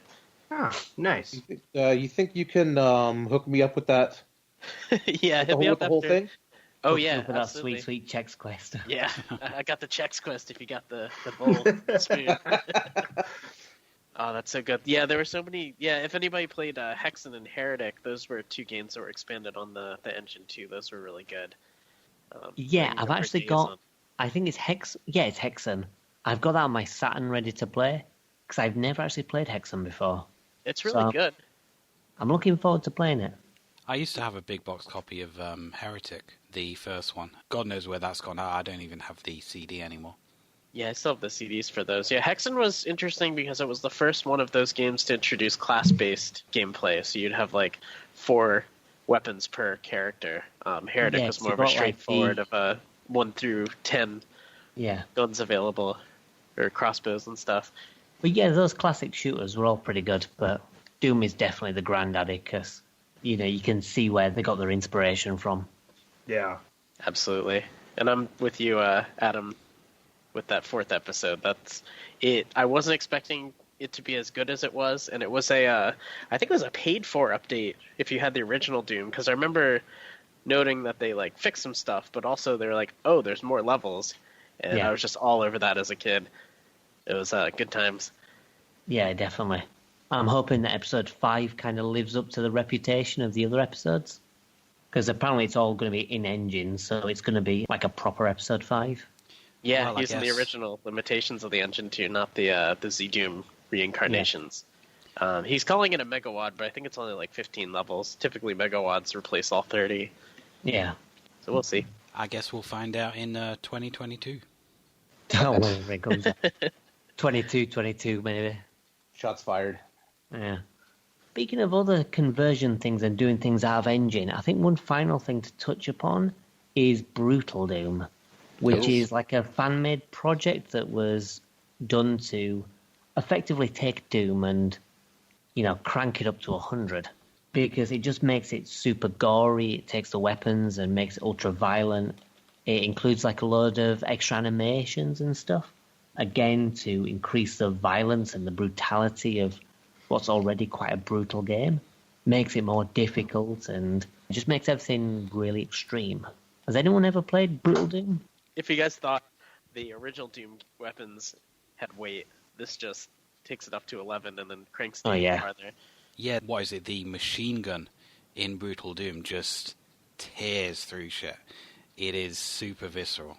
I've only played like a few levels. It's a bit too difficult for me, but I love the idea of it, and it's beautiful to actually look at.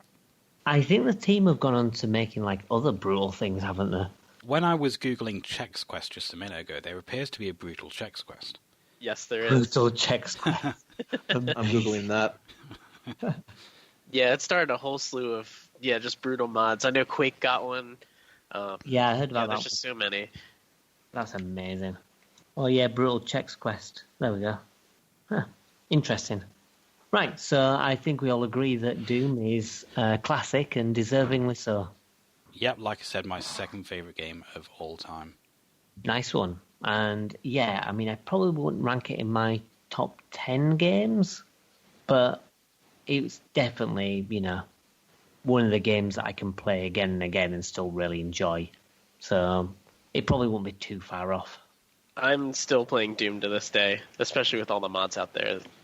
Yeah, me too. And like I said, there are thousands upon thousands of fan-made levels and that. And they're still going. You'll never get through them all. Yeah. I'll have to host a server sometime if you guys want to play too. Yeah, that'd be cool. Get in some frags. And personally as well, I think Doom is better than Doom 2. A lot of people have a lot of Doom 2 love, but for me, I think Doom 2 gets a bit maze-like, and a lot of the times you can get a bit lost. And some of the new enemy types are a bit annoying, shall we say. I so agree. Personally, I find that the original Doom is a much better experience, to be honest. But correct me if I'm wrong, didn't Doom 2 also pack in multiplayer original Doom? Or co-op original Doom? Or was that a mod? I know there is cooperative available for it. I remember it being on the 360. I'm not sure if it's available on the others. Oh, actually, co-op is available on the Sega Saturn version. I mean, it probably plays like shit because the single player runs at like 5 frames per second, but it's available. Oh yeah, talking split screen. Yeah. But the co-op's been a staple of those games. And actually, the first Doom had an interesting mode where you could get 2 client computers, and they would render out a right side and a left side, and they would all connect to the middle machine, and you could have a widescreen configuration, kind of like the iFinity. Yeah, it's really neat. The engine has a lot. John Carmack was basically just messing around at that point, and it's just neat to see what he was experimenting with. It's a real shame what's happened with John Carmack and Romero. I mean, like, Romero's mostly doing mobile games these days, and Carmack's put all his effort into VR, which doesn't really seem to be going anywhere. So it kind of seems that their talents are sort of being wasted at the moment. Yeah, we'll see. Time But will at least tell. we're getting Doom Episode 5. Yeah. So that's something. But I mean, the real question is, when are we getting Daikatana 2? No. Right, so Stephen, Ryan, did you like Doom? Oh, yeah. I mean, it's iconic, proper iconic, not Ubisoft iconic, for a reason. But I have a hat. There's a reason where, people are still talking about it as much as they are, all these years later. Well, and look, it's still getting mods. It's getting a new episode, for crying out loud. It's one of those games that has stood the test of time. And it's so iconic that they can reboot the series and, like, everyone's buying it still. And everyone still cares about it. Yeah. Well, like in Doom, they throw in the little secrets that have, like, the old little pieces of old Doom levels. Yeah. I love graphics. those. They throw those in there specifically because they know their audience and they know how famous the game is. Yeah. Even people that didn't experience the original Doom, I think the game's reputation would mean that people are still interested in, like, new Doom. What Doom 2016 did is similar to what they did in Mario Odyssey, where they had, like, the little 2D sections. Yeah. Yeah, and they throw those in there because the game has this insane legacy. Oh, yeah, definitely. Yeah, I mean, I can tell you I had maybe played, like, 10 minutes of original Doom before I played Doom 2016. So, like, it still holds up even for someone coming at it from, a relative inexperience. Yeah, you can jump in Doom now. If you've never played the original Doom, you can jump in and play it now and thoroughly enjoy the game. And you can't really say that about a Wolfenstein 3D. I don't think Wolfenstein 3D is garbage. I think it hasn't aged well. Yes. Yeah. I think the only problem with Doom is if you're not playing it with mods to get mouse look support. I think if you're playing it in the original format, it probably would be a bit iffy. I think you need WASD and mouse support. But those mods are like so easy to get and download. Oh yeah, definitely. It takes seconds. But I mean, if you are playing it in true original mode, I think then it would suffer a little bit. The setup for the original game was you could either do it just pure keyboard, if you guys remember that, with the arrow keys and holding Alt to strafe. Yeah. And you could also add the mouse support and add joystick support as well, of all things. Oh god, joysticks were so popular in the 90s. Yes, they were. I think the version on GOG automatically has WASD and maybe even mouse look, because I don't remember having to fiddle with options or anything for that. Yeah, it probably does. Yeah, a lot of people miss that it was a separate setup program to set up all that stuff. It wasn't all things in the menu. You had to run setup.exe from your DOS command prompt. It was great. Oh, yeah, well, that's Proper what it old is. school. I do not miss DOS. Yeah. I do. Right, well, I think we've talked enough about Doom and sang its praises for enough time. So I think it's time to move on to our next pick. And I think we'll have Stephen next.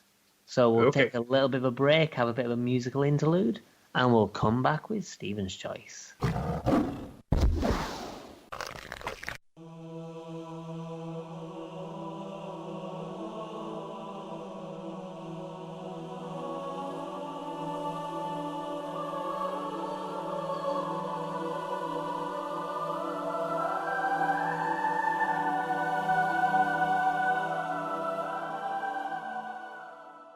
My pick for this month was Halo 2.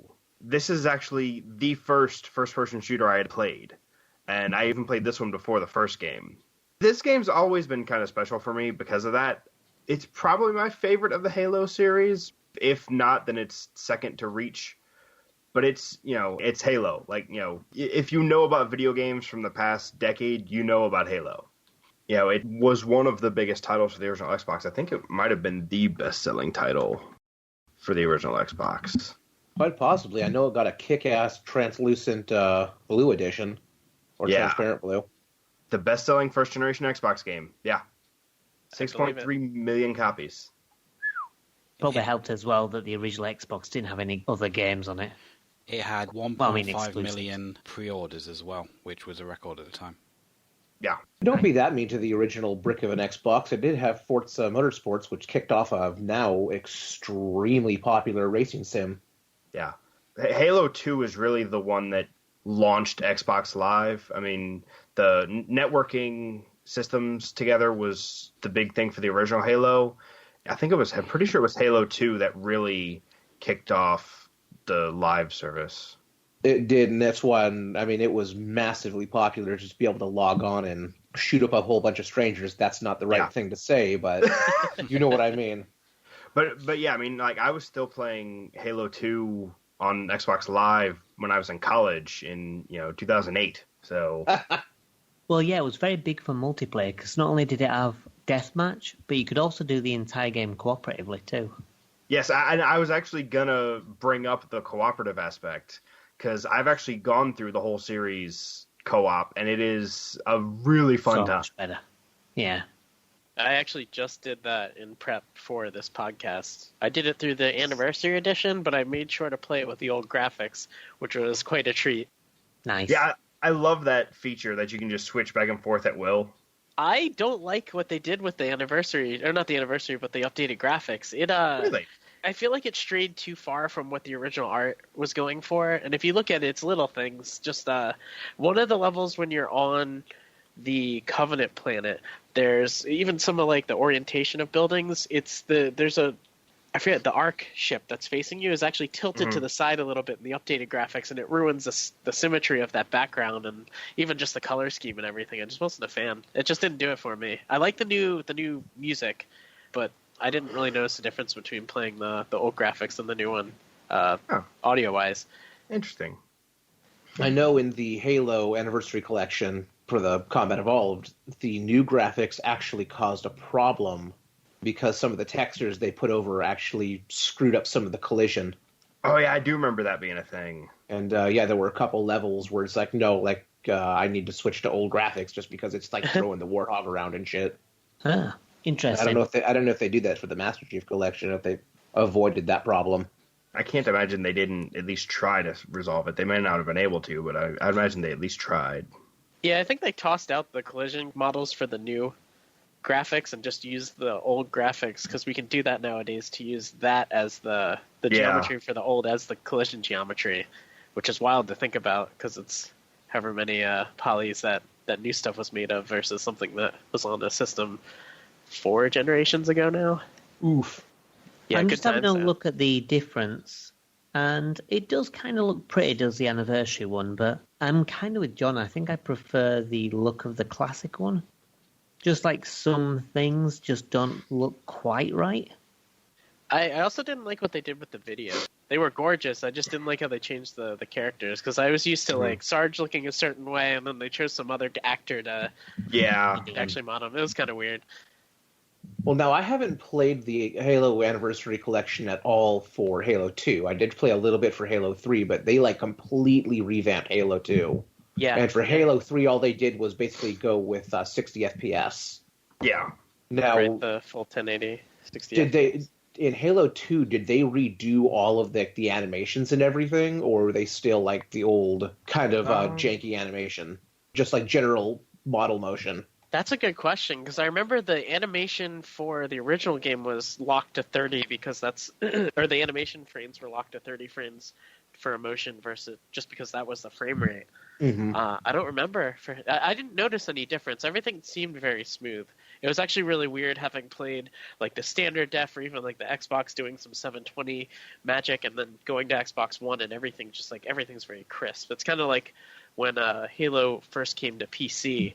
I didn't get a chance to play that awful Vista port. I heard that's not great, but it holds up too. Just everything looks great. That you don't really need the updated graphics. Mm-hmm. The original graphics still look fine. Like, you know, it's just, I guess, for people who wanted the super fancy stuff. But I mean, it still looks fine. Like, you know, it was fine then and it's fine now. Right. Yeah, I'd agree with that.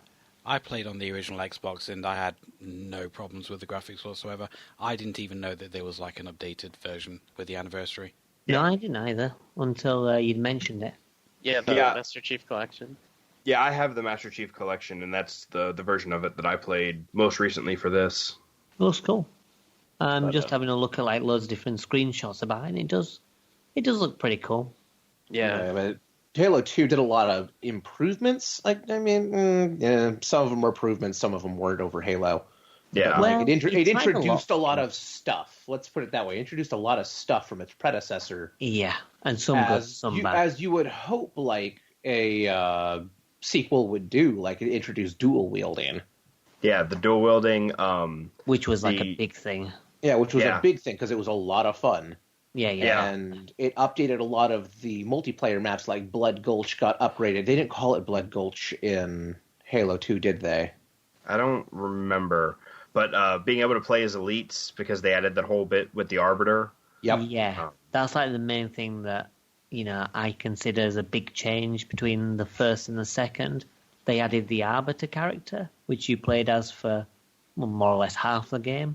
Yeah. Well, yeah, because they split the campaign down the middle where you're kind of popping back and forth between here's the Arbiter doing his stuff, and then here's Chiefy Chief over here doing his stuff. Yeah. And what did you think of the Arbiter stuff? I actually liked it. Like, I know the Halo series has gotten a lot of crap for its story. I actually don't mind it. I think a lot of times the story is well done. I think they can get into shenanigans, but I think overall it's pretty good. I only got up to the part where you start playing as the Arbiter, so I haven't actually played as him, but I've done everything up to that point. Yeah, I mean, the Arbiter stuff, honestly, apart from when you've got an energy sword, I don't really find them particularly fun. And whenever I play those levels, I just kind of think, I hope these levels are done soon so I can get back to playing Master Chief.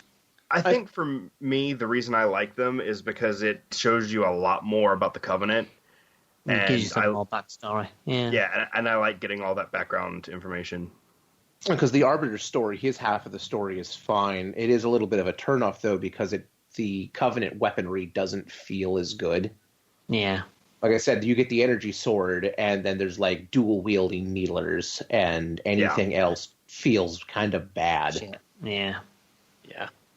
I mean, like, it's fine if you're using combos. Like, I find that the alien one that's like a pistol, which charges up. Yeah, because that bus shields out immediately. Yeah, I find that comboing that with the human pistol is just an excellent combination because you just take off the shield, headshot, dead. Yeah, well, isn't the plasma pistol and the assault rifle, isn't that called the noob combo for Halo? Yeah, the SMG. Yeah. Yeah. Oh, yeah. That's because you pop the shield and then just rip them up and move on to the next guy. Yeah, works though. Yeah. What difficulty did you guys all play on? I played on easy because I'm terrible at video games. I have, let's see, I've beaten the game on heroic co-op.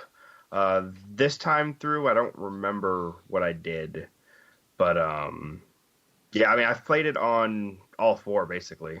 Right. Yeah, I played it through on. I've beaten every Halo game on Legendary apart from the first one, and that's only because I've played like maybe an hour of Halo 1 and just can't stand it. Yeah. But this time I just played on normal. Halo 2 I played on normal. I've gone through all the other ones, or at least taken a crack at all the other ones on Legendary and beaten them on at least heroic. Yeah, I remember Yeah, when I've they... done Legendary single and co-op on all of them apart from, I think maybe Halo 4.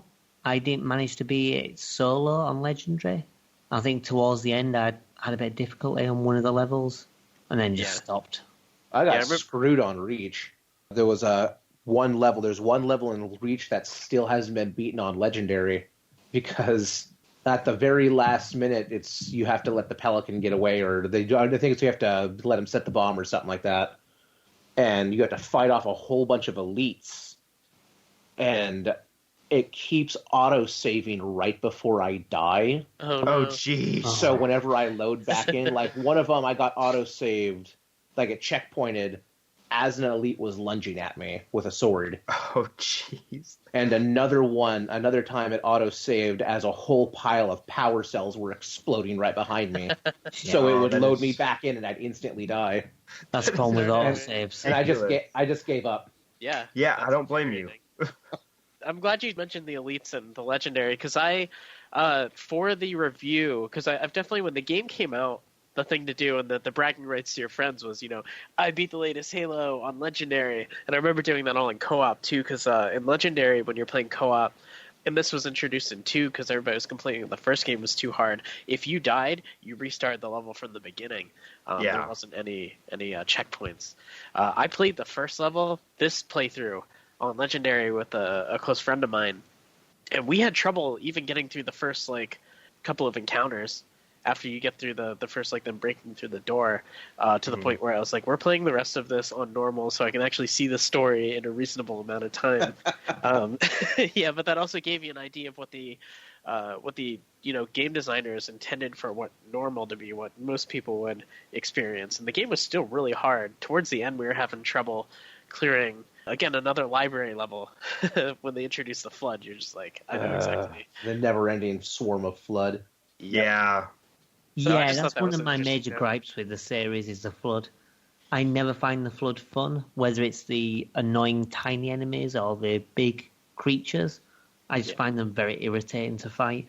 Well, and it's almost like they put them in there just to introduce a horror aspect, and all you get kind of is like a repulsive aspect, and then you just get mad because there's so many of them. Yeah. Yeah, I don't think they took them in the right direction from the first game. I was definitely expecting something a little different because they were just kind of that.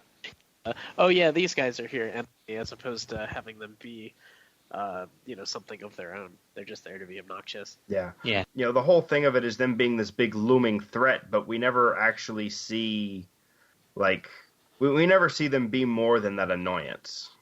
Right. Well, towards the end, they do add a little bit of that because they're crashing ships into where you're going, and then the flood come out and they kind of mess up everyone's day, which is neat. But that doesn't happen until the second to last level, or the third to last level. Which again, the story flow of Halo 2.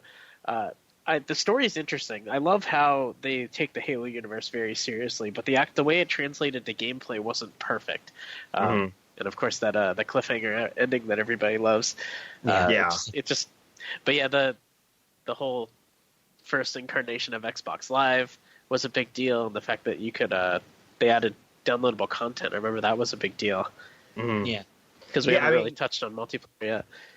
Oh yeah, well, and that's one of the reasons I picked it, is not only for my personal history with the game, but also because, like Doom and Half-Life that we've discussed, it was one of those that kind of had a large effect on the genre and video games in general. Yeah, because they sort of added the whole regenerating health kind of mechanic So they moved away from health packs, and instead you had the shield that regenerates, which became like a big thing after Yeah, that was it. Yeah. Although I find the way Halo does it better than Call of Duty's straight up regenerating health. Like because where it's a regenerating shield, and you've got your health, which does go down. Does it make sense? Yeah, it's like Call of Duty. I'm getting shot to shit, but it doesn't matter. I'll sit behind this crate for a while, and I'm good to go. Yeah. Yeah, definitely. I think they do it a lot better in the Halo series. Right. Yeah, the first game had the shields and then the health, and they got rid of that entirely for Halo 2. It's a lot of very interesting design choices as to like where they were going to bring the Halo series from both a story and a functional standpoint. They definitely, as you said, invented or were kind of defining the genre and how they wanted to take their game. Another thing that Halo 2 added, which I was quite fond of, were the skulls. Like, I don't know if you found any of the skulls. I mean, the actual usage of the skulls were varied. Some of them were kind of fun. Some of them were, like, really annoying. But I found the whole process of finding them quite good. I really enjoyed the experience of trying to track down the skulls and obtaining them. Yeah. Like, I really like unlockables in games for, like, quirky shit. You know, I'm a big fan of, like, how they do it in, you know, GoldenEye and Perfect Dark. But... Did you guys get the Scarab gun during any of your guys' playthrough? No. No. Oh, wow. I think I have done in the past, but yeah, I didn't do this time. I have trouble playing through the first Mombasa level without going up outside of the level. And you have to do that to get, there's a sword that's hidden and you get an achievement from that, and also that's where the blind skull is. And then halfway through, I guess right after you cross the bridge, the banshees that attack you, when you leave just one left, and you kind of kite, I guess kite is a word, you just kind of keep its interest to come at you, and you navigate it. You have the AI drive because you can't pilot it. The moment you pilot it, it tries to throw you through the world and it kills you immediately. You take it up to a loading zone up until the point where it's about to open up into the next area, and you can then hijack the Banshee. And from there, you can fly up to this big towering building that's got it almost looks like a bridge, but it's got it looks like an H in the sky. On top of that is a plasma rifle that, instead of shooting the plasma rifle shots, shoots the Scarab gun. Scarab shots. Oh, yeah, wow. Scarab shots. It's great. It's a lot of fun. There's like a hidden basketball in that level too. It's yeah, it's the football. I remember that. Stuff. Soccer ball. Sorry. Bungie really liked to stash stuff out of sight. Yeah. Yeah, you could tell they just had fun making that game. Well, that kind of links me to something else as well, talking about the Scarab. I think for me, the most memorable part of the game is probably the Scarab level, where the Scarab's, going around and you've got to climb it and take it down. I think that's probably like the big highlight of the game for me. And probably like the big crescendo. And then after that, the game just kind of fizzles. Yeah, I mean, that is a very big moment. Yeah. Yeah. And that's to be honest, I find it the only kind of memorable moment in the game. Like, I find the levels to be functionally fun. I think the mechanics of the game are enjoyable. But, like, the levels, you ask me about any of the levels, and I'd struggle to recount most of them, apart from that one, because the others just kind of exist. For me, Gravemind was a huge moment. Like, all of a sudden you get this big thing that says, hey, you two play nice or else. Yeah. Yeah, that was a cool moment. A very odd moment, because I wasn't quite expecting the series to go there with it, but it makes a lot of sense. I like when what is it? The tentacles bring up one of the oracles, and it also brings up one of the what are the alien religious characters? The prophets. Called? Yeah, the prophets. He's got a prophets, and when he pulls the guy away after him making his speech, he has this like hilarious scream as he goes off the screen from that, and I just couldn't help but laugh. One thing that the levels do actually need, in my opinion, is maps. Because, especially, I found it most egregious in the very first level, when he's still on the ship. Is it a ship or a base? I think it's a station. A station. And you're running around, and I've got Cortana saying, I have the bomb here, where are you? And it's like, I have no idea where you are. I have no idea how to get to you. And I was kind of like running around everywhere, trying to find where I needed to be. And it took me a very, very long time to do. I mean, I think all of the levels after that could have done with a map for the most part, but that one was the one where I thought there is no way of knowing where I need to go to get to the next bit of the level. And I will say I did have that exact experience the first time I played it as well. I was just really, really easy to get lost in that level. Yeah, I mean, I can't remember if I had a similar experience. Because when I played Halo 2 for the first time, it was actually in cooperative with my flatmate at the time. So, you know, we were kind of two people looking for where to go and what to do. So I never remember it being a problem. But I think that's because I was playing it in cooperative.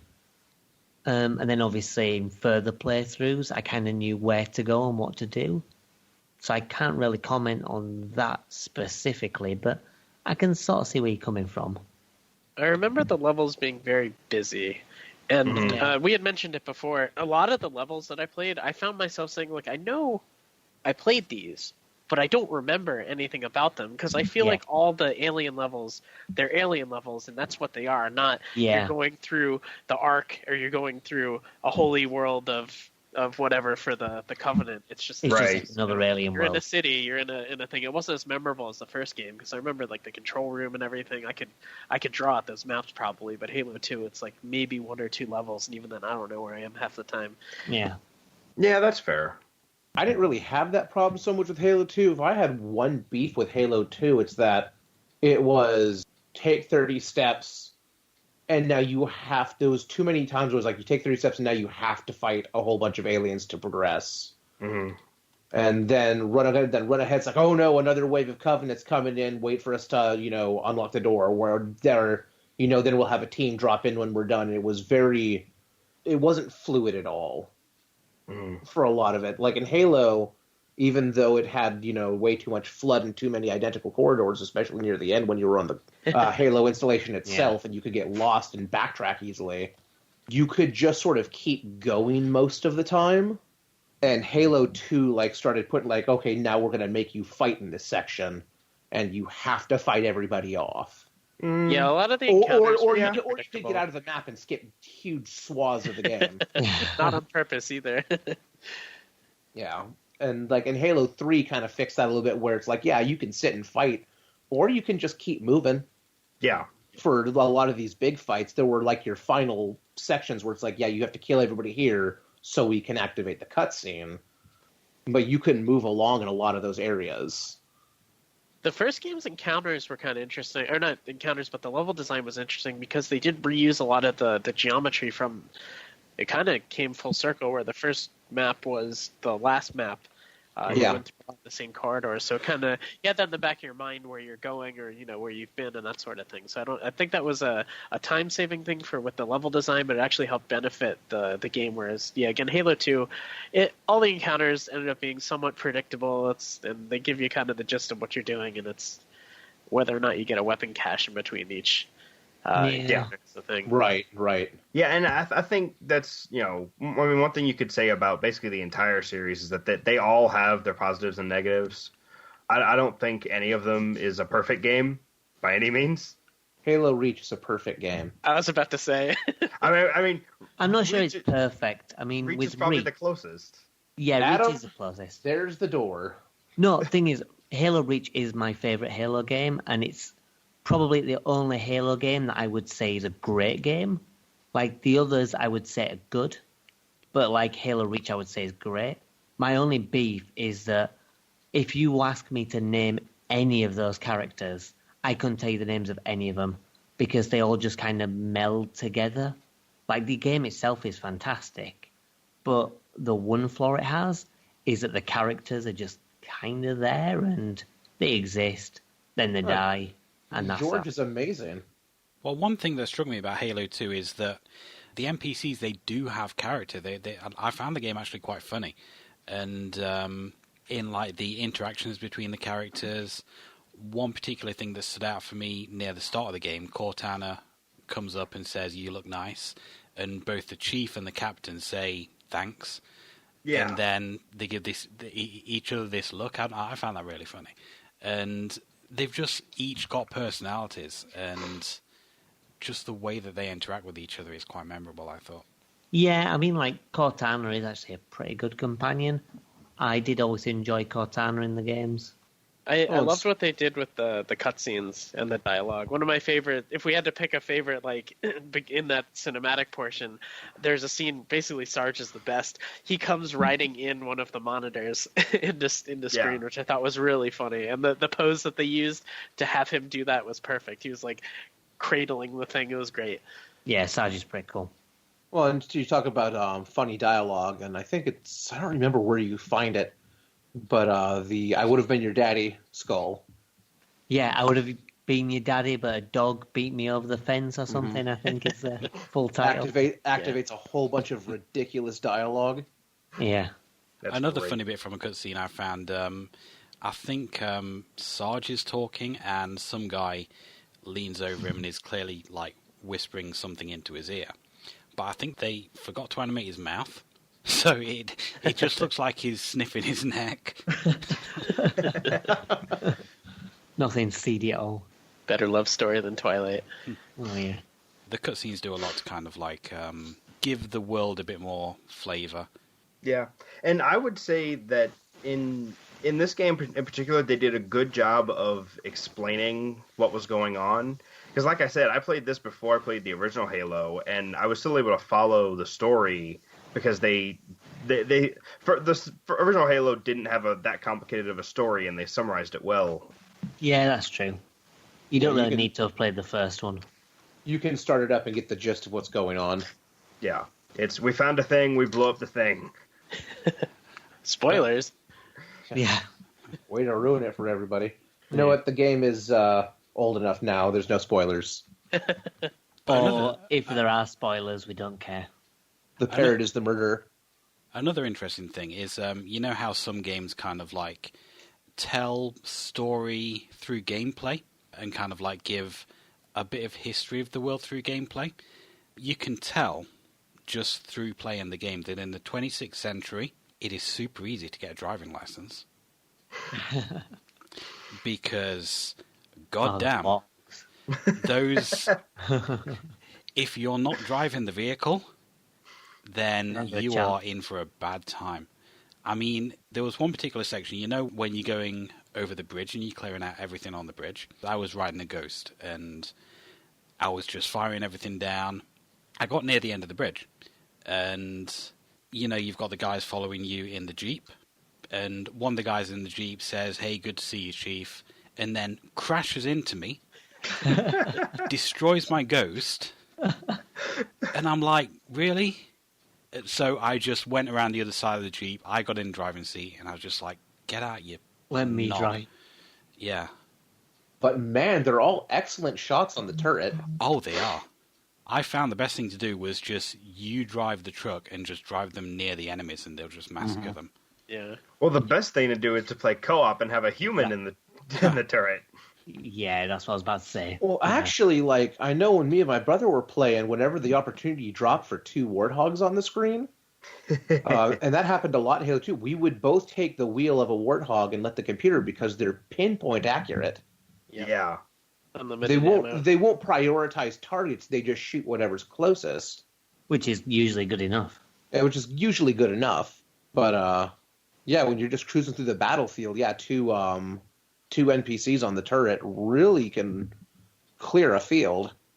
Yeah, definitely. I remember on a technical level, just having AI drive a vehicle was a big deal, especially one that you could be in. I remember being blown away by that because at the time they were still pioneering console FPSs, and just that you didn't really see that in FPSs of that magnitude, no matter how their age was as drivers. But the fact that they could do that was a big deal. Yeah, I mean, I'm not sure I'd call that driving. I think they were just flailing at the steering wheel. Well, they had doesn't waypoints and I things. would say it also doesn't help that the frickin' warthog is apparently made out of Nerf. Because, like, that's the one thing it's true in Halo 2, it was true in Halo, and as far as I know, it was true in Halo 5 as well, is they forgot what gravity was like when they developed the games. Yeah, super floaty. because Yeah. they spin around and they just take forever to hit the ground again, and that really sucks for those famous, race the explosion levels. Yeah. Yeah, they just got a lot of junk in the trunk. That's it. Too many balloons. They got the old man from Up in there. Maybe it's too much helium, because if you activate the Grump birthday party skull, Oh, I you're love that skull. exploding confetti when you headshot, Yes. and you get a little cheer. Yay! That is by far my favorite skull in Halo. Yeah, Yes. it's They always a say joy. they say it doesn't help, but it does help because you know when you have confirmed headshots from across the map. And Yeah. also it makes you want to go for headshots, Mm-hmm. because you Well- like getting the confetti and the little cheer. Well, and for me, my favorite weapon is the DMR. So, that just plays into my playstyle, having Yeah. the way to get the headshots there. Right. Nice one. So what's the general consensus then for Halo 2? I feel that Halo 2 was a worthy, not perfect, but a worthy sequel. It's definitely better than the first one, so Yeah. as a sequel it's definitely up to the game quite a fair bit. Personally, I found the gunplay and navigation quite annoying. It was okay, but honestly, Halo isn't really my kind of thing. I wasn't really super heavy into the first one either. And it had its fun moments, but the most fun moments I found were when I was like on the Ghost and shooting loads of stuff down. Just running around shooting enemies, I just didn't find it that fun. And that's fair. I mean, if it's not your thing, then it's not your thing. Yeah. I find the gameplay to be quite enjoyable. Like, I found the central mechanics of the game to be quite fun. I say my gripe was mainly to do with, the story's like there, but I'm not too fussed about that. But I find the levels in the second one to be quite unmemorable. And it's fun if you're playing cooperative, but if you're playing single player, it's okay. I'd say the game's good, but I don't consider it to be great or anything. Yeah, it was kind of it was an interesting entry for the single player portion of the Halo universe, but it definitely defined the genre for the multiplayer portion, which I think is the takeaway from this. I feel better having experienced the Halo 2 story, but the multiplayer was where it was at. So Yeah, and I often rail against Call of Duty for, making multiplayer such a big deal and, basically pushing the game industry in that direction. And it's, kind of unfair of me because Halo was a big contributor of that as well. Yeah, definitely. But like I said, this is one of those games that I love. It was one of my earliest games on the system. It's just one of those games for me. Yeah, definitely. I yeah, kind of is get the that. same way. I suppose it's kind of like me and Zool, because, Zool was the first video game I ever played, so I do have a soft spot for it, even though I'm fully aware that it's not great. So I think you will have always that, kind of sentimental attachment to certain games. Mm-hmm. But yeah, I'll say it's not a bad game. I consider it a good game, just it doesn't blow me out of the water or anything. Okay, so we'll move on to our next game now, and we'll move on to my pick. So again, we'll have another musical interlude, and I'll see you after the break.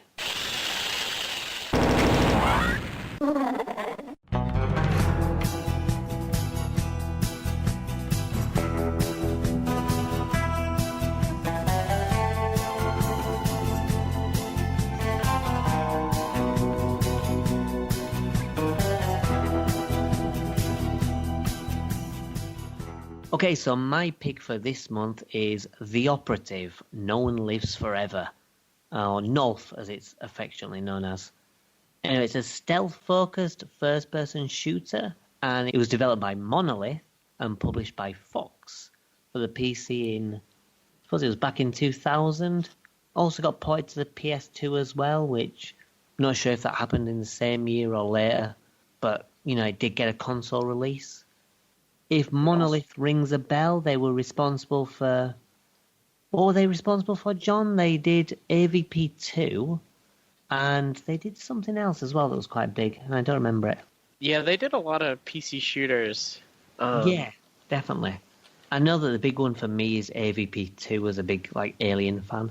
Some of those games worked off the same engine that No One Lives Forever worked on. Oh, they did Blood. That's why I know them. Blood, yes, Yeah. they did. Yeah, so they've done a bunch of like quite famous stuff, especially in the shooter genre. And No One Lives Forever was like another big one, and it kind of has a very cult following. So anyway, it's a spy game, and it follows Kate Archer. She's a spy working for an organization called Unity, and they track down like some kind of megalomaniac with an eye patch who I forget the name of, but he works for Harm, and you've basically got to stop them from taking over the world. It's quite a typical James Bond style story, and there are acronyms all over the place. What did HARM stand for? I remember that being a joke in the single player or the story. Oh, I don't remember. It's okay. Yeah, I remember them they were constantly asking what harm stood for. I think that was a running joke through some of the story. Yeah, it was. I'm not sure if it was ever mentioned. It probably wasn't. Right, it says, according to loose documents that you find, HARM was supposed to stand for Hair Alternative Replacement Membership. However, since another entity disapproved its use, then the meaning of HARM remains debatable. There you go.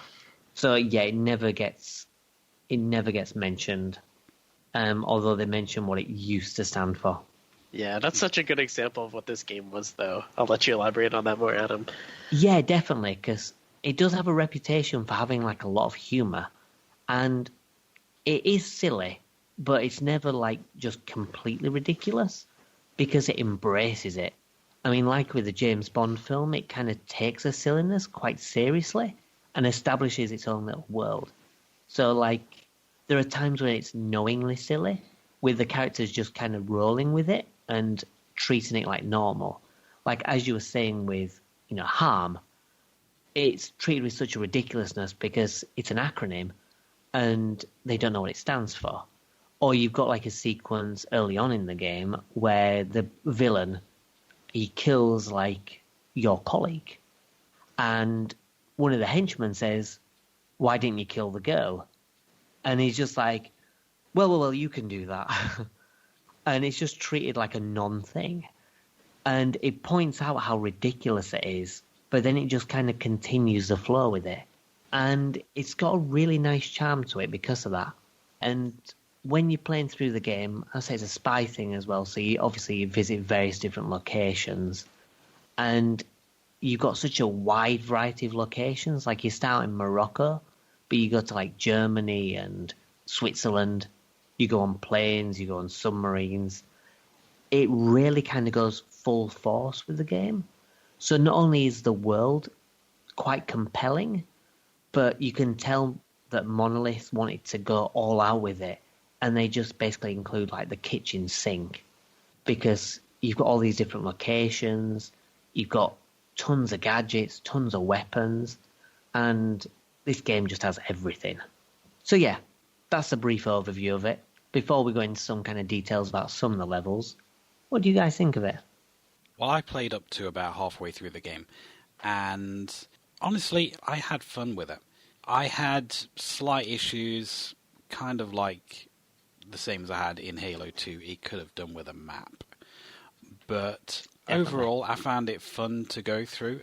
You mentioned right at the start that it involves a lot of stealth. Yeah, I pretty much blew my cover like in the first few seconds of every level that you had to do stealth in.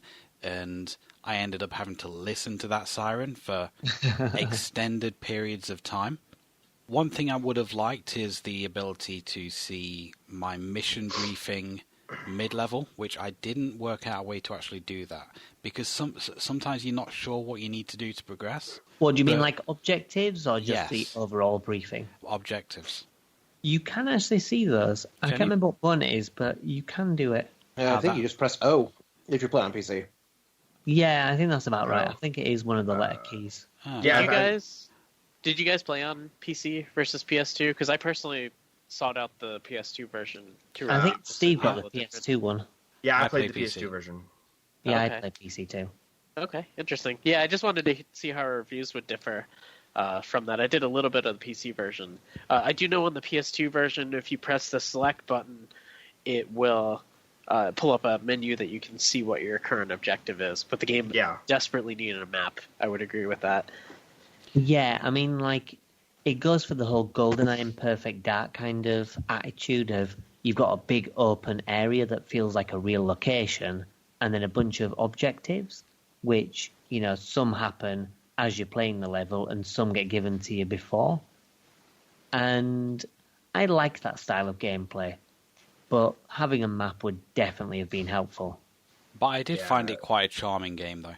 It is really funny in places. I mean, like in the first full level that you play, as soon as you go in, there's one of the enemies talking to a guy, and the guy's trying to sell him his monkey. And if you listen to the entire conversation, it's really, really funny. And like right at the end of that level, you go to like another area, and this guy is still trying to sell his monkey to someone else this time. It's really, really funny, and a lot of the dialogue throughout the game I found was of a similar kind of level of humor.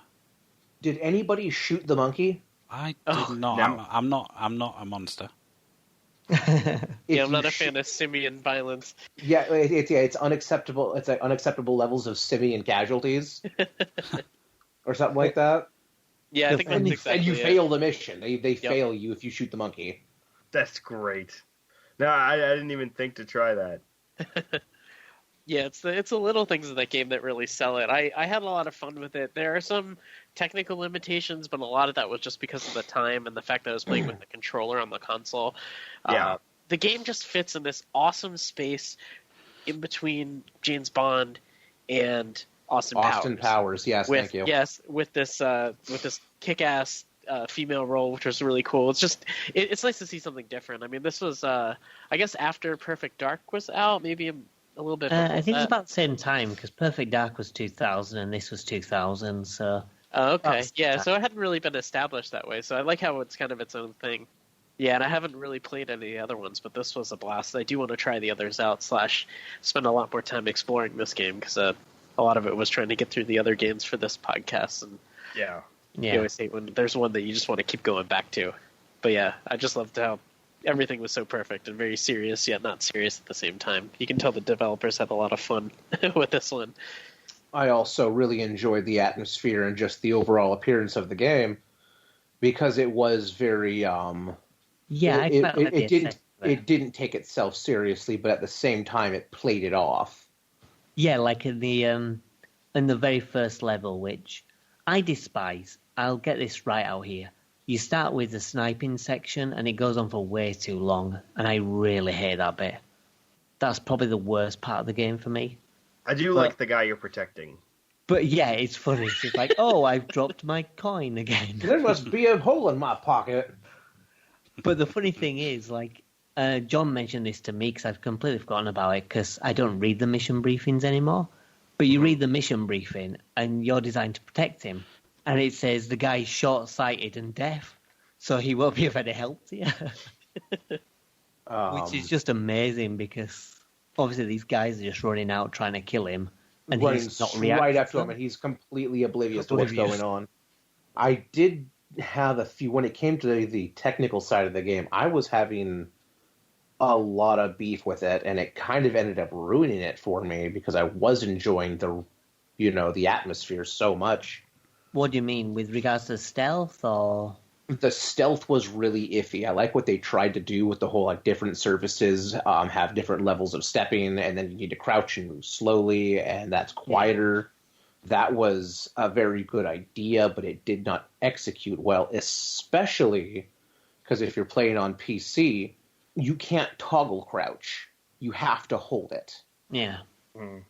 So if you're holding C for crouch, you can't hit WASD properly because one of your fingers has been pulled away, so your mobility gets cut down. That's true. And that's really, really awkward, and you end up accidentally dropping, and you don't have to move very much to suddenly alert someone if you're on, like, tile or something like that. Well, one of the key things that the game tries to do is utilize the gadgets. And the gadgets are really good for stealth, and they really help you. The problem is, like, a handful of them are really good and really useful, and the rest are just useless and are just no use whatsoever. Like, there's a perfume bottle which stuns enemies if you spray it in the face, but if you're getting up close to them and spraying in the face, which only temporarily stuns them, you might as well just shoot them in the face. Yeah. So, it makes it completely... I mean, there's no situation where that would be good. There's also, like, a robot dog, which is usually a distraction for dogs. There's one dog in the game. So, again, it's kind of like something which they just put in there and never really use properly. And Well, I think that I feel like back... one of the problems is they tried to cram too much stuff in, and I think that the game probably would have benefited from just a little bit of cutting things back and just making it a bit more of a tighter experience. Well, I think a lot of that goes down to what we were saying earlier about how they were having fun making the game. Yeah, and they just trying to implement more. Yeah, that's true. The other problem I had with the game that I found out pretty quickly was that other than the very first section with the sniping, damage is not consistent. Oh, yeah. It's not consistent at all, and that's damage going out and damage going or being received, so I suppose that's fair enough. But, like, in the beginning, every single sniper takes one shot, and then he goes down. Yeah. Once you actually move into the rest of the mission, it's usually one shot with the carbine. Sometimes it's not. Yeah. Your silenced pistol, like, there's like a couple different tones of guys. There's the guys that, like, in the very first level where I was having the most problem because there's a ton of them. There's dudes in white suits and there's dudes in blue suits. And it seemed at first that the dudes in blue suits have, like, some sort of body armor and they take, like, an extra shot or two, potentially. That's what it was feeling like. I don't think it has anything to do with that because one dude, I shot him once with the silenced pistol, he went down, and he was wearing a blue suit. And the dude after him was in a white suit, and they normally take 1 to 2, and he took 5 to the chest before he went down. And I would also notice on my health and body armor, a guy would walk up and they'd shoot me and I'd do a tiny little chip, and then I'd get shot twice and half my health is gone. I don't know if there's headshot crits in the game. It's not really precise enough with like, your pistols. I think there are headshot crits because I know that getting like headshots with your pistol usually kills. So I think it does take that into consideration. But I see where you're coming from. I know that sometimes you can't rely on notice what was this cool, many. though. I did notice, and I thought this was really, really neat. I shot a dude up in the legs, and he went down, but he kept shooting at me. Mm-hmm. Yeah. And I really appreciated that because there's a lot of games that have done that, but they're like the more serious, like your tactical simulators, if you call them like Delta Force and whatnot, who take into account limb hits like Delta Force did. If you get shot in the arm, you can't wield a rifle. You can only wield a pistol. You get shot, you shoot a dude in the leg, he'll go down, but he'll keep shooting at you, and he'll try to scoot away. Yeah.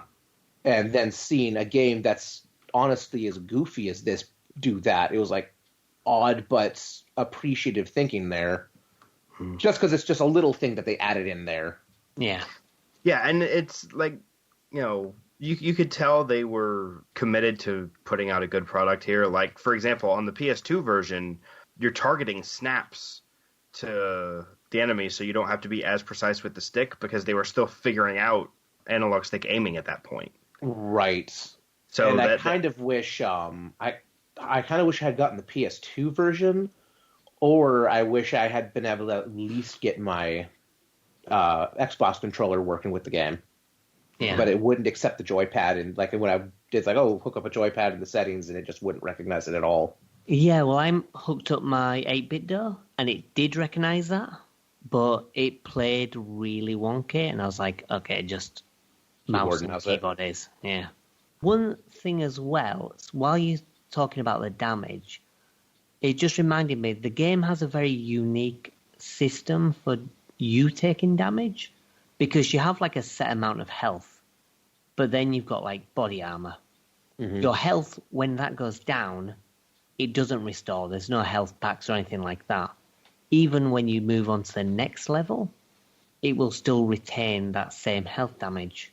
the only way to restore is getting body armors and restoring that part.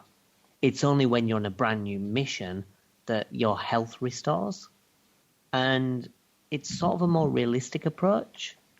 It makes it definitely a lot more stressful, because I think, Matt, you said you had a problem with the Germany level, where your health was just at a really bad state.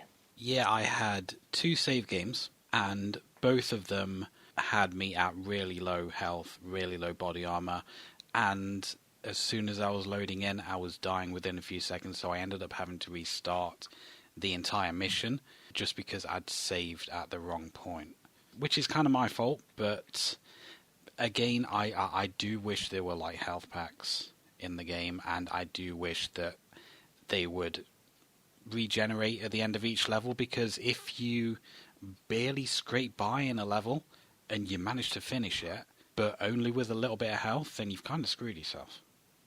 Yeah, I mean, personally, I like the system.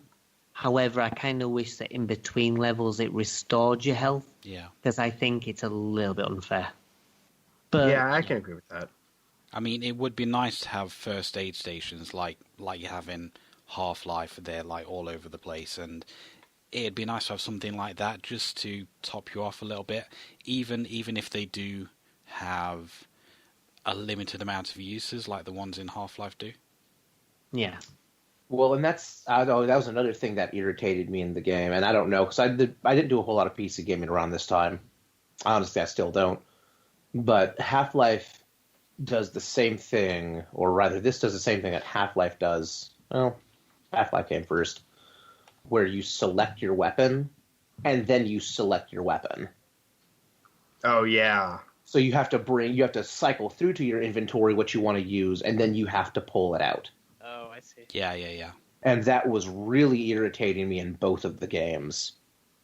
Because it's just slow, and when you're in the middle of a fight and you're trying to do something on the fly... Yeah, it does not. It's not even remotely on the fly. Yeah, I kind of get that. I mean, for me, it's not a problem, because I got the original Half-Life when it first came out, and I played the shit out of it for, like, years. So that kind of system is sort of ingrained into, like, my consciousness. But I can see how, if you didn't grow up with that, that's quite an irritating mechanic. A bit like tank controls, I suppose, because you didn't grow up with tank controls, and obviously, when we come to those survival horror games, you have a problem with tank controls. Yeah, so I think it's just one of those things. Yeah. But you can get around that by using the number keys to select your weapons. I did end up doing that, was mapping weapons to the hot swap, because there's a menu in there in the settings to do that. It does seem weird that you can go back to, like, Doom, where if you're using a mouse, you can use the scroll wheel to just go between your weapons, and you don't have to, like, then select your weapon.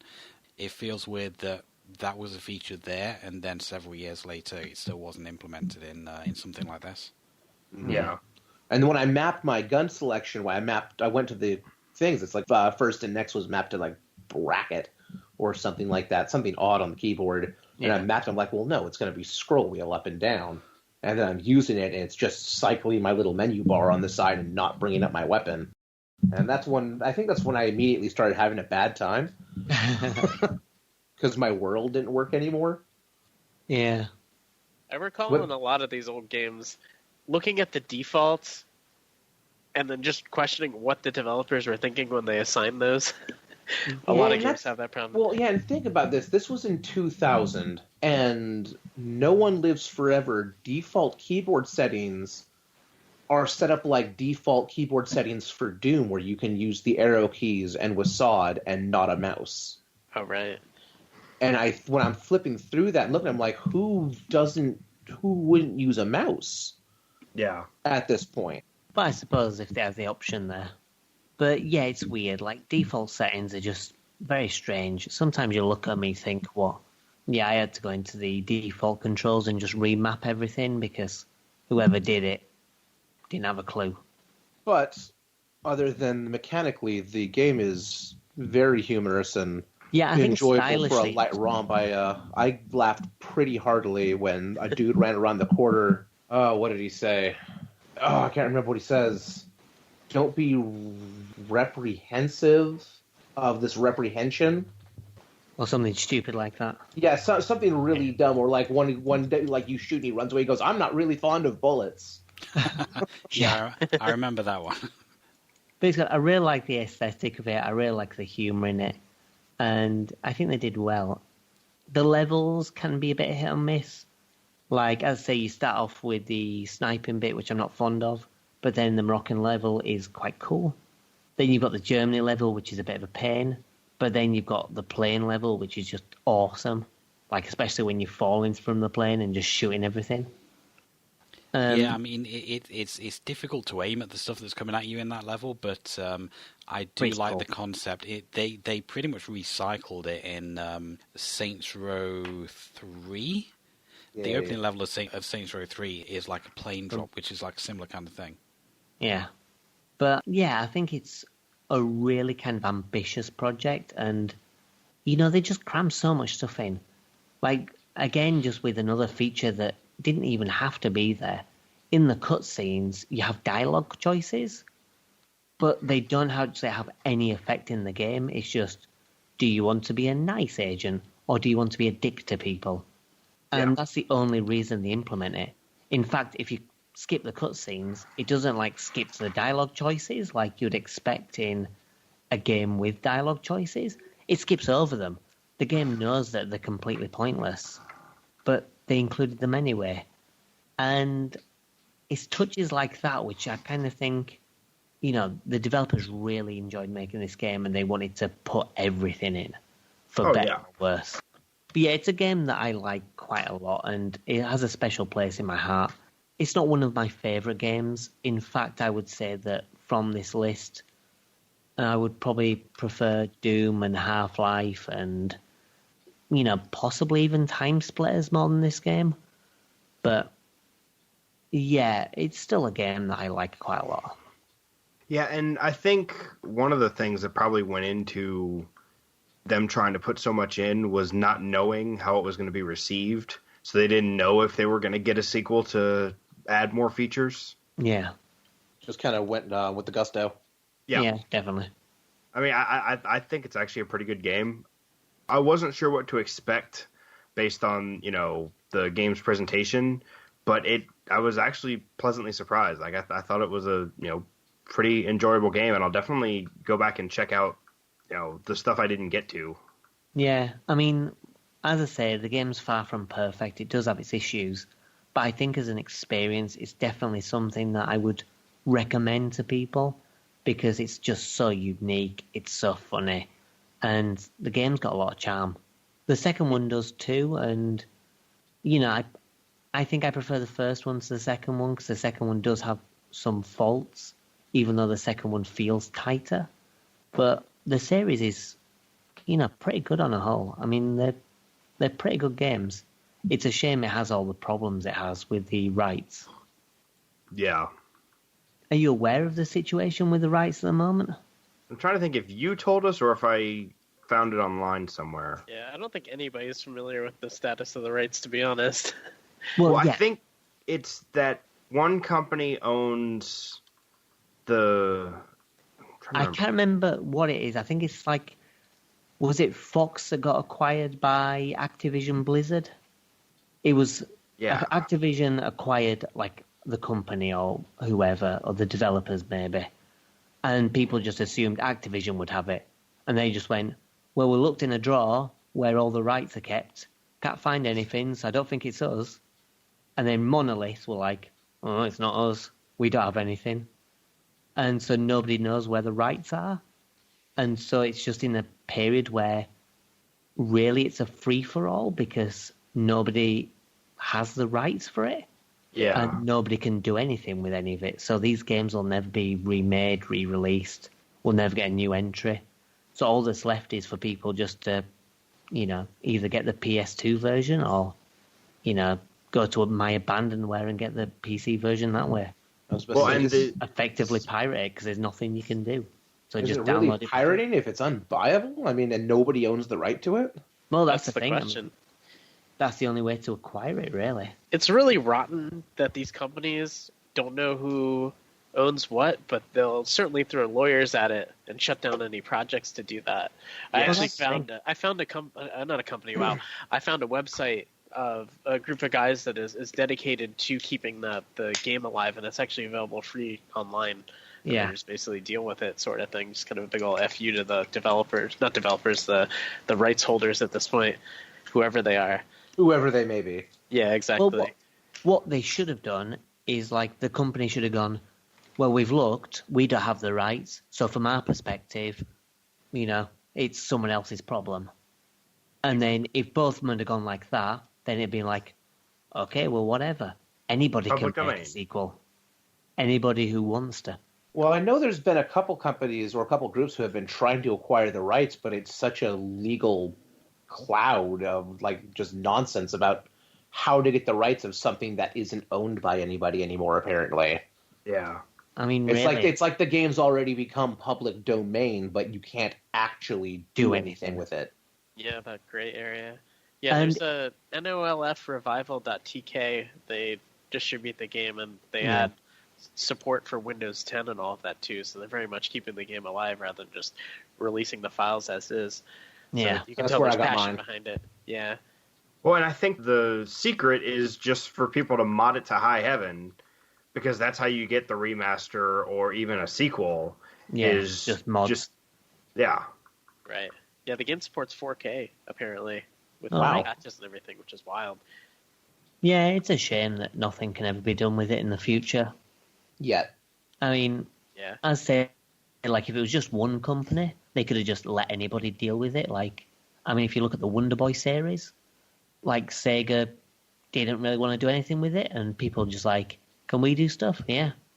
And then we got a Wonder Boy remake, and then Monster Boy, and Sega's just like, yeah, do whatever. Fine by us. But, hey-ho. Right, so what do you think then overall? Personally, I think it's a pretty good game. Not perfect, but pretty enjoyable and definitely worthwhile as an experience. I'd say the same thing. I enjoyed my time with it. I was frustrated in a few bits, but overall, it was a fun game. The gunplay was nice. I liked the way the weapons felt. I mean, I used the silence pistol for most of it, and I just enjoyed using that and going through it. think, yeah, I enjoyed it as well. I think if I can get my hands on a PS2 version for pretty cheap, I think I'll enjoy it better because it seems just a little bit more, I'm not going to say optimized, but maybe optimized is the right word.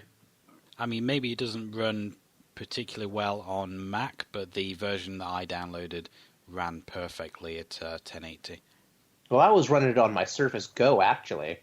Then I have the lightest weight Surface Go possible because I couldn't get a copy for the Mac. And even if you do, apparently you have to run an emulator to emulate an old Mac operating system so it'll run properly. But yeah, no, it ran fine. It actually ran really fine. I had to crank the effects down a little bit, the graphics down a little bit, but it ran smoothly. It didn't jitter or anything like that. So, and I would hope so for a game that's about to hit 20 years old, we'll be able to run on even the lightest weight of laptops nowadays. Yeah. Yeah, I think it's pretty old now, so it should run well on most people's computers. The PS2 version was really fluid from what I saw. I didn't really run into any slowdowns or anything. Yeah, I didn't notice any problems with it. Cool.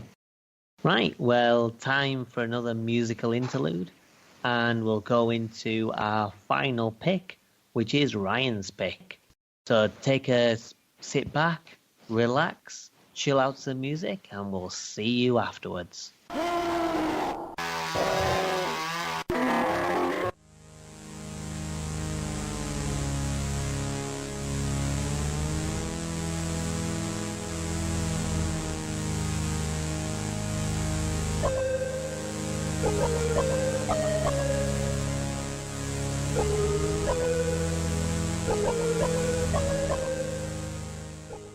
All right, for this month, for our big ol' FPS hullabaloo, I picked Time Splitters 2, which was a sequel to Time Splitters. Smart name, right? It was developed by Free Radical, who was composed of a lot of people from Rare, I believe, at the time, and this is considered a spiritual successor to the likes of GoldenEye and Perfect Dark. That's And correct. You can tell. And you can super tell. And essentially the gist is that there are aliens, and I want to say that don't really give them a name. They're just referred to them as the Time Splitters, but they have time travel technology, and their goal is to destroy the human race by traveling back in time and screwing with time. And you play as Agents Cortez, and I can't remember the other one. I believe her name is Agent Other Woman. Yeah.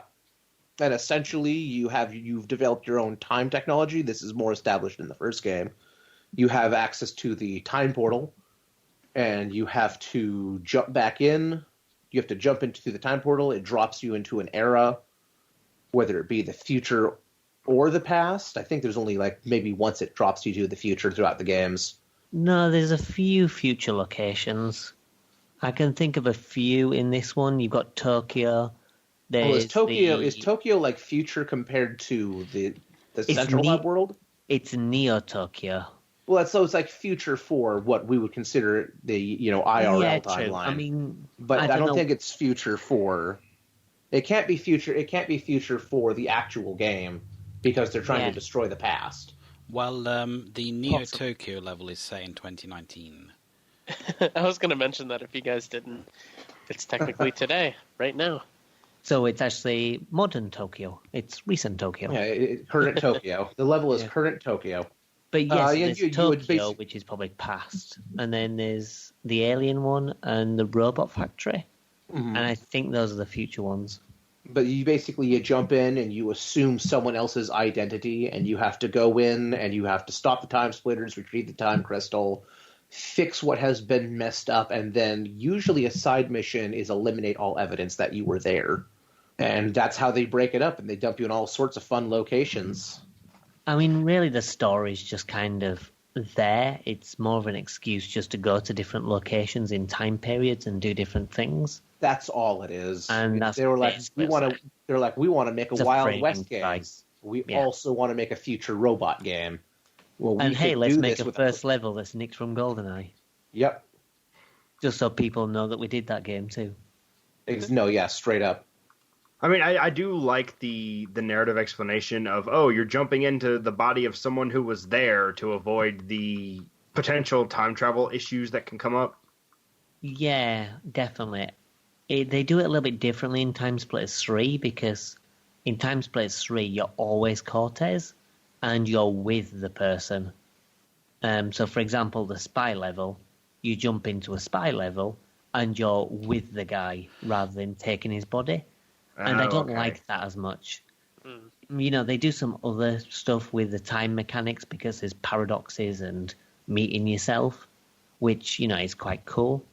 But I definitely prefer the Time Splitters 2 approach where you're, body jumping, effectively. And you're sort of doing, the shit that they need to do whilst also dealing with the Time Splitters. Yeah, I really like that. There's enough story to keep the gameplay plausible, but not enough to get in the way. Yeah. It definitely gave you purpose to what you were doing, but not tailoring definitely to go to X, Y, and Z, even though that's what the objectives were. Normally we'd start off with a question like, what was your favorite part? I want to just start right at the gate. What was the worst level? The one where you had to defuse the bombs on the timer. I really, really did not like that level. Really? Are we including the final level? Because for me, the final level is just kind of like nothing. It feels like it's just there to, just end the game rather than anything. I enjoyed that final level. Yeah, they give you the minigun. I don't think it's bad. It's just kind of there more than anything. But other than that, I think maybe the Planet X one. Yeah, the first alien level you run into, I had a lot of problems because I was backtracking a bunch. I just got lost. I think it's easy to get lost, and I find I had a map. Dull. Yeah, and you had a map. That's the exact opposite of what we had before. See, personally, I just absolutely despise Neo Tokyo. I had fun with that one. I like the idea and I like the concept, but yeah. That's the only level that I actually had to look up a guide for. Oh wow! I've played the game through several times, and every time I hit Neo Tokyo, I have trouble. It's not a problem of keeping away from the security cameras. It's making sure you're just the right amount of distance behind the hacker. Because there isn't a very big window between the time that door opens for you to get in between without, alerting her before she can open the door. Yeah, I always find that whenever I do that level, I fail at least twice before I get it done properly. Yeah. And once you get past that, you're home free. The rest of the level is just shooting people. Yeah, just shooting people and running down halls and finding stuff. Yeah, I really like the aesthetic of it, though. It reminds me a little bit of Chicago from Perfect Dark. Yeah, a little bit. Yeah. That alien encounter on that level was weird. It's like half stuck in that portal thing. Mm-hmm. Yeah, that was weird. But clearly taken straight out of Blade Runner. Yeah. The police cars and everything. Oh, no, yeah, everything. Yeah. Well, that's what, because they were able to have fun with the game and then the level design because they're just they can focus on one zone and do whatever they wanted. It's Right. very apparent that they were able to go a little bit ridiculous. Like, one of my favorite levels in the game is Chicago. Yeah, that was Speaking fun. of Chicago. Because you have, gangsters. the whole, the gangsters and the sleuth, and then you bust into the big, Then I you guess take it'd be- down the car. the club, yeah. And then you bust in, and then you have to take down the mob boss, and you're wielding dual Tommy guns. Yeah. And he's on the stairs like a Scarface, just mowing you down. Yeah, and it's just fun. I quite like the Notre Dame level. I think that's probably my favourite one, where you're taking out the gargoyles and you're saving maidens, and then there's this huge monster at the end, like in the church. I had a hard time with that level. Took me a few tries. Yeah, you've kind of got to be very careful. You've got to be aware of certain things. Yeah. I found that I'd kill the maidens quite often, or just allow them to die. The fire can be a bit dangerous in that level as well, with the Yes. flaming zombies. And if Yeah, I was you're about on to say- fire and you walk up to them, they're on fire, and then you fail the mission. And then things just get worse. Yeah. Yeah. I was about to say, that's the level that teaches you that zombies don't burn to death. Yeah. Fire's not good. It's a little bit of chaos. Yeah. The Wild West level's really cool as well. I like It that one. is.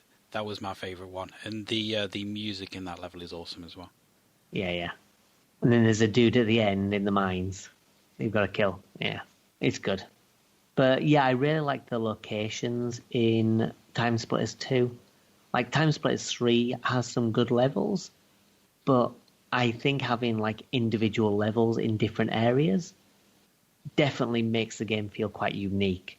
Because in Time Splitters 3, you've got some levels which are which are 2 levels long, and you've got some levels that are quite similar, and they're not as memorable. But in this, everyone's different, and all of them you can remember. Neo Tokyo has its problems, but you still remember it, and it's different from the level before and the level after. And yeah, I just feel like there's a lot of variety to the game. Oh, another way you know that this was made by the same guys who did Perfect Dark and GoldenEye is as you crank up the difficulty, you get more objectives. Yes, and there's actually more to the levels. You'll play through a level on a harder difficulty, and it's oh, I've actually got to do more things now. The level's still continuing. The Time Splitter portal's not activated at this point. I've got to wait a bit longer. On the Siberia one, instead of being in the the bit after the labs, you've got to go on top of the dam and take out a helicopter. Mm-hmm. Which isn't easy. No, it's not. No. And it's not much easier with in co-op either. Did anybody play co-op? No. I have played it before, but not this time. That was my last experience. It does have a really good co-op feel. Yeah. I mean, the game is really focused towards multiplayer, and, with multiplayer games, co-op is, pretty good in it. So that's another thing as well. I mean, you mentioned about similarities to Perfect Dark, but Perfect Dark has a pretty robust multiplayer, and this game kind of does that as well. There's definitely a lot of, configurable options to the multiplayer. Oh, yes. And you can play with just bots, too, so... Yeah, definitely. Yeah, I did a few deathmatch levels with just bots. It was quite fun.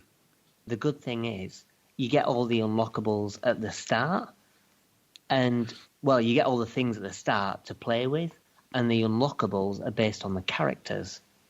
So instead of unlocking new levels or new weapons for multiplayer, instead you're unlocking characters to play as.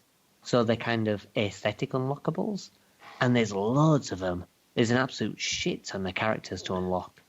There's like a guy with a goldfish for a head and... Yeah, and I was about to say they returned and had a odd job moment as well. Yeah, where plays a monkey. Like the monkey and the goldfish robot Yeah. are shorter than everybody else. And it doesn't help. They knew exactly what they were doing, including those. Yeah, it was shameless. Yeah. But it's cool. Some of the characters are just so crazy, and you're like, these are weird. But it's good. Again, like with No Lives Forever, it gives the game like a certain degree of charm because it's very fitting with the game because the game is kind of silly. It is a little silly. It doesn't take itself too seriously. Another fun thing with the multiplayer, I don't know if anybody ever got their hands on it or tried it out, it has a level creator, and there's a lot of options in it. You can do some really crazy stuff. Yeah, this time I didn't try it out, but I have tried it out before. I remember trying to remake a couple of GoldenEye maps using it to varying degrees of success. But yeah, it's a reasonable level creator. I know back in the day we had, my brother and I, there was a level that he made for Capture the Bag, where it was basically 2 towers, and you had to go all the way down one tower to the middle, and then climb the other tower to get the bag, and then make it all the way down and across. So it was a bit of a gauntlet. Oh wow! To score a point, but it was just an absolute riot. And then there was like another one he did where it was mostly just an open room with the grenade launcher as the primary weapon available. So it was just fire everywhere. Because a lot of the guns... Oh, yeah, we didn't mention that. A lot of the guns have alt fire. Oh, yeah. And alt ones, so like the minigun, you can hit the alt fire and it just puts it on an auto wind-up. Which, helps. Why wouldn't... It doesn't burn itself out. It doesn't like have to stop or cool down. So like as soon as you get the minigun, you go click and it's on. Yeah. But you're also advertising that you have a minigun. Well, in multiplayer, definitely. But in the... Oh, single player, no. In the single, like the 2 missions in single player where they give you a minigun... But to be fair, on multiplayer, with it being split screen, people can see you've got a minigun anyway. Everyone knows you have a minigun. So they can just look at your screen. So there is a community that still plays the PS2 version through LAN play. Really? I found their Discord and I actually played a couple of matches, and oh my god, that's the most fun I've had in a very long time. That's amazing. You gotta have the GameCube version. I actually have the network adapter for that, and you can still use it. I was just using the PS2 version at the time. But yeah, that's wild. I remember as a kid trading the maps, too. That was a lot of fun. Mm-hmm. Kind of like, cause it was like, Tony Hawk's and I think Time Splitters were really the 2 games that had map editors in it. That was just really unheard of at the time. And I guess Halo 3... when that came out, Forge. Yeah, with Forge. Yeah, putting in Forge, but before that, it was really unheard of. Outside of on PC, people would mod maps and that sort of thing. But for consoles, it was like, what? And with this level of customization, it was wild. You can do some really, really crazy shit. Yeah. Did anybody tap into the challenges? Because Time Splitters 2 had challenge mode. Yes, back in the day, I platinumed all of them. Oh, God. Yeah. Yeah, they're not easy. Like, I know that some of them in particular are quite tough. Like, I remember, I think it was the first set of challenges where you're throwing bricks through windows. Yeah. And you have to get the right precision, which using a GameCube controller isn't easy to do. I don't know whether getting precision is easier on the PS2 controller, but using the C-stick on the GameCube controller makes those challenges a bit of a pain in the ass. And there was another one as well. There's a zombie one where you have to fight waves of zombies that were quite cool. And I remember there was a story classic, and those were based on the original Time Splitters levels. Those levels were quite fun because you had to basically beat them within a time limit.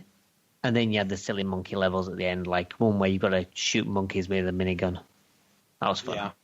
What about you run away. guys? One of them was like you have to run away from like flaming monkeys or something like that.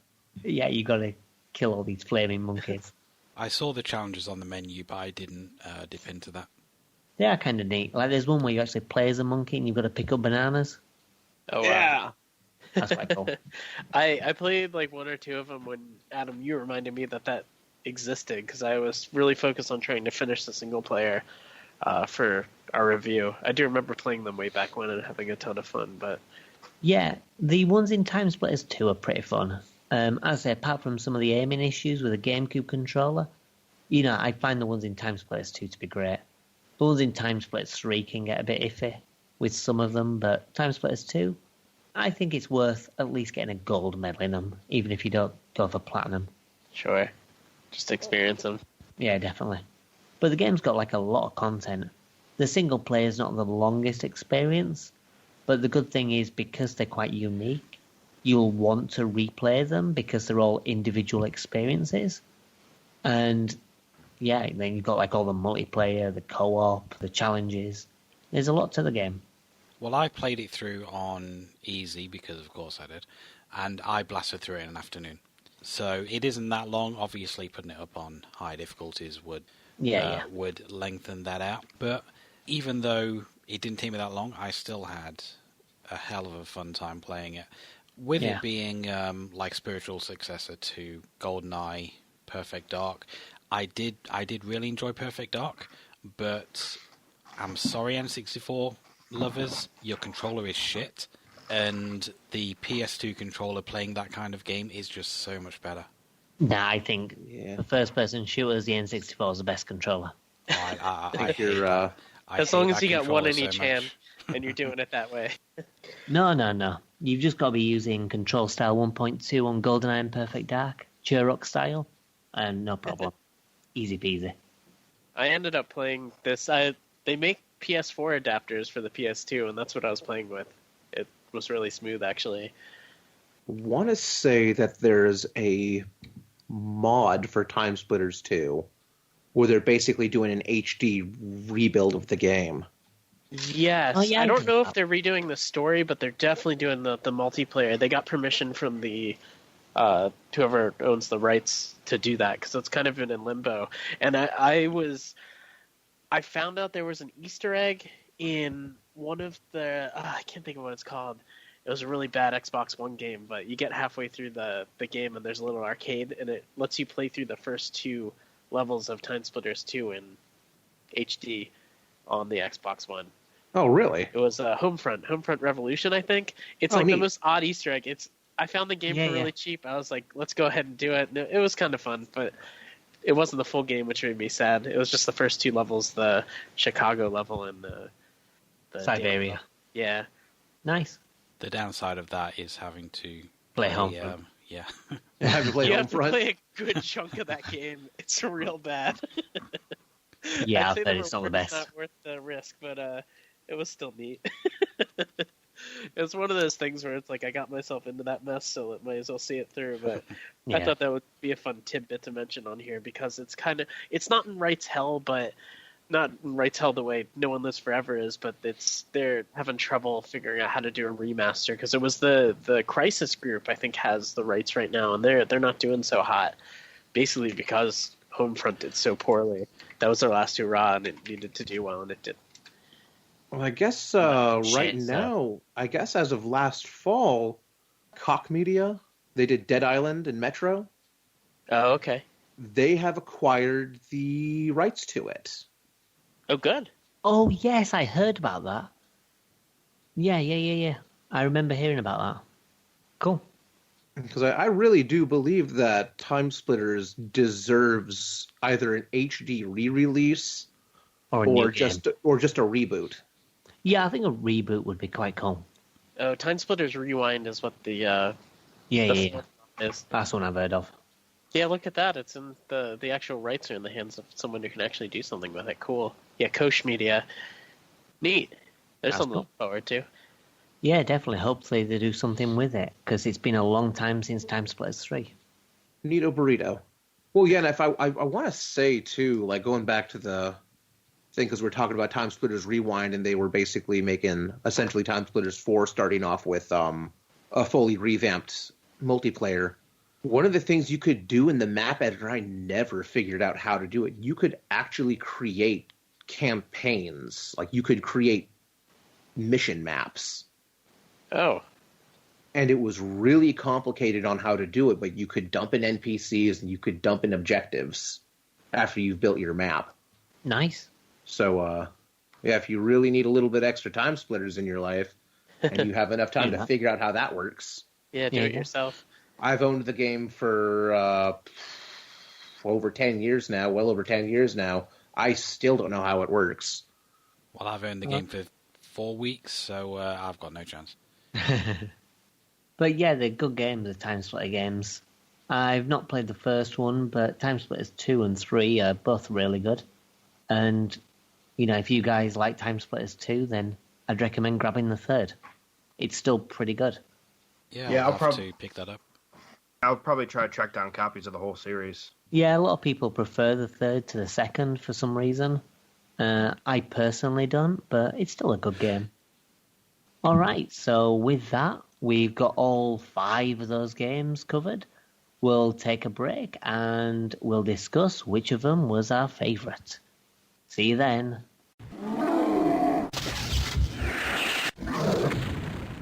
Okay, so those were the 5 games we covered this time. We had Half-Life, Doom, Time Splitters 2, No One Lives Forever, and Halo 2, although not necessarily in that order. So now it's the part of the show where we pick our favourite. Well, I'll go first. Out of the other 4 games, the one that's my favourite is definitely Half-Life. It was one of my favourites growing up. And even to this day, I still love the game a hell of a lot. I think, you know, people say that it's quite dated these days, but I don't see it. I think the game holds up really, really well, and it's just a great blast to play. I mean, I can see where Matt's coming from with like some of the platforming, but for me, it's so ingrained into my consciousness that it's just not an issue for me. So my pick is definitely going to be Half-Life. Okay, what about you guys? So, Matt, what's your pick going to be? Well, I enjoyed most of the games, apart from Halo 2, which was okay. But the one that I definitely had the most fun with was Time Splitters 2. It's just a fun romp through a lot of different kind of scenarios. There's a lot of variety to it, both in terms of the way it plays and the way it looks. And it's just something that I had fun blasting through in an afternoon. Yeah, definitely. I mean, Time Splitters 2 is a fantastic experience. What about you, Ryan? I know I bitched about it a lot in the segment, but I think the game I liked the best was actually No One Lives Forever, based on just the atmosphere and the amount of fun. Clearly, the amount of fun they had playing it. The humor was just so, and mechanically, I didn't enjoy it too much, and I'm going to try and get my hands on PlayStation because it sounds like Steven had a slightly better time with it there than I did. It provided me the most entertainment and the most frustration. Fair enough. Okay, what about you then, Steve? See, I'm kind of torn between No One Lives Forever and Doom, because Doom was, you know, it's a lot of fun, you know, always. I liked the potential of No One Lives Forever, so I guess I'll go with that one just because it was something different and it's really interesting, and I'm, gonna definitely go back and check out the rest of it. Good lad. Okay, and John, out of the other 4 games, obviously not including Half-Life, which was your favourite? So this was a really tough one. This entire list was perfect, and if I could choose all of them, I would. I'm gonna start by saying that Half-Life and Doom are really high up there for me. And No One Lives Forever, I fell in love with the style of the game, and I'm really happy I finally had an excuse to play it. And Halo 2 is just Halo 2. I just have such love for the nostalgia factor for all of these games. But out of that, the one I haven't mentioned is Time Splitters 2. That game I am still going back to and playing currently, and I'm probably going to play online after we wrap this up. So it's probably a big surprise for everyone, but I'm going to choose Time Splitters 2. Okay, nice one. Well, as you say, they're all brilliant choices. Yes. I don't think I dislike any of them. I'd say Halo 2 for me, I just consider good. But the rest of them, fantastic. So I think we had a really strong lineup this month. So it's a good month for you to join. Better than some of the other shit we've had. Ryan. Yeah.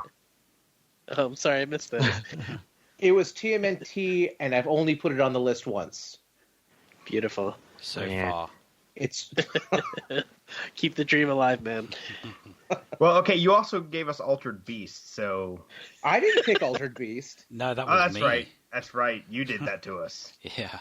That's true. I'm giving Ryan flack, but in all honesty, it's Stephen and his RPGs that get me.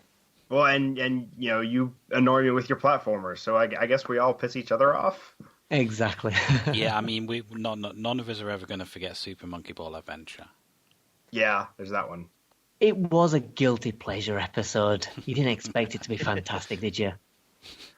Right. Well, anyway, that's a long episode that we're just about to wrap up. But we have something special for you. I've got a little bit of a quiz. Only a tiny quiz, but something to test your knowledge of first-person shooters. Ooh. So we'll have a little bit of a rest after that long episode. And we'll finish with something a little bit lighthearted. So I'll see you then.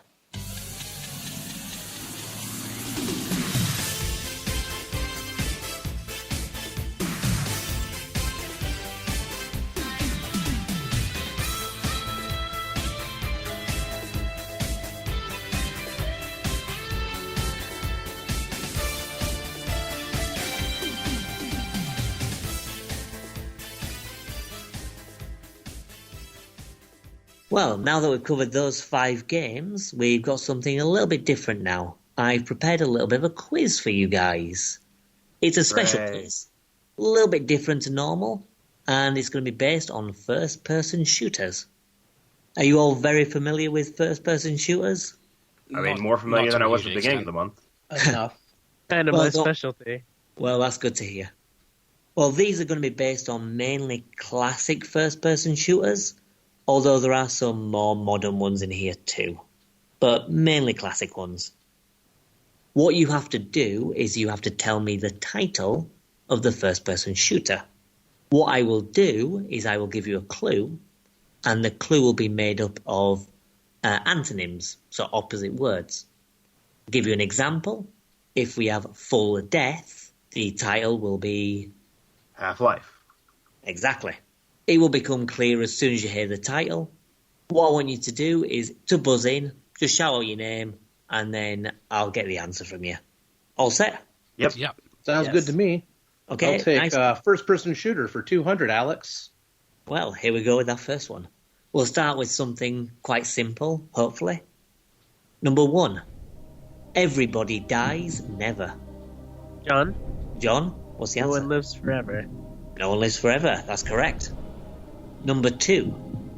Silvernose. Matt, go Matt. GoldenEye. Very good. Number 3. Motionless. Steven. Stephen. Full Throttle? Incorrect. Yeah. Anybody else? This one's a bit of a niffy one, but it's Quake. That's a stretch. Come on. It's a little bit of a stretch, but a Quake is full of motion, and Motionless is without a Quake. I don't know. It's a bit of a stretch, but I tried my best. Okay, number 4. Light Persuasions. Light Persuasions? Steven. Stephen. Dark Deception. No, but you're close. Think Star Wars. John, John? Dark Forces. Dark Forces. See, you're not persuading, you're forcing. See, it sort of fits. Come on. So many grids. I love it. Number 5. Leave Buried. And I'll give you a clue, this might be more difficult to the Americans. It's a Saturn game. Oh, Yeah, that helps. It's What a was the game clue? we've done on the podcast. oh yeah, Ryan. Ryan. Exhumed. Exhumed. Oh, Very good. So Power that's Slave Power in Slave. America. Yeah, exactly. But I was trying to think of another one for Power Slave as well, and I couldn't, so I thought, sod it. Leave buried. Okay, well done, Ryan, you've got a point. Next one. This one's definitely a stretch. Number 6. Duchess Save-'em 2D. John? Duke Nukem 3D? Duke Nukem 3D. That was definitely a push. I couldn't think of what the opposite for nuke them would be. So I thought save them. Diplomatize them? Yeah, I don't know. Roll for Not nuke diplomacy? them? I don't know. Okay. Number 7. Native versus Prey. Matt. Oh, Ryan. I'm going to give it to Stephen. Alien versus Predator. Alien vs. Predator. Very good. Number 8. Orthodox. I'll give you a clue. It's a very old first-person shooter. A Doom clone. You just, there's 900 of those. Yeah, that doesn't help too much. It's quite a popular Matt. one. Matt. Heretic. Heretic. Very good. Yeah, I couldn't get away from all the other religious opposites, like Reform or Roman Catholic. I've not played the Roman Catholic first-person shooter. I would love if there was one. Isn't that Noah's Ark 3D? I played Noah's Ark, and that you kind of a stretch there, but maybe. Maybe. I mean, that could be Roman Catholic 3D. Yeah, possibly. Okay.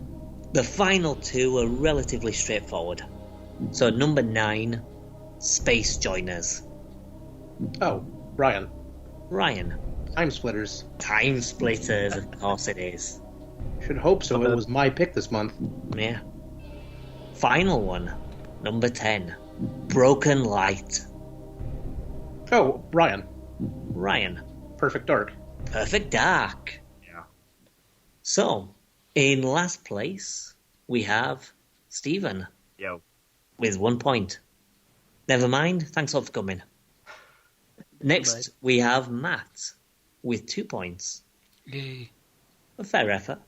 And in joint first place, we have both Ryan and John with 3 points each. Yeah.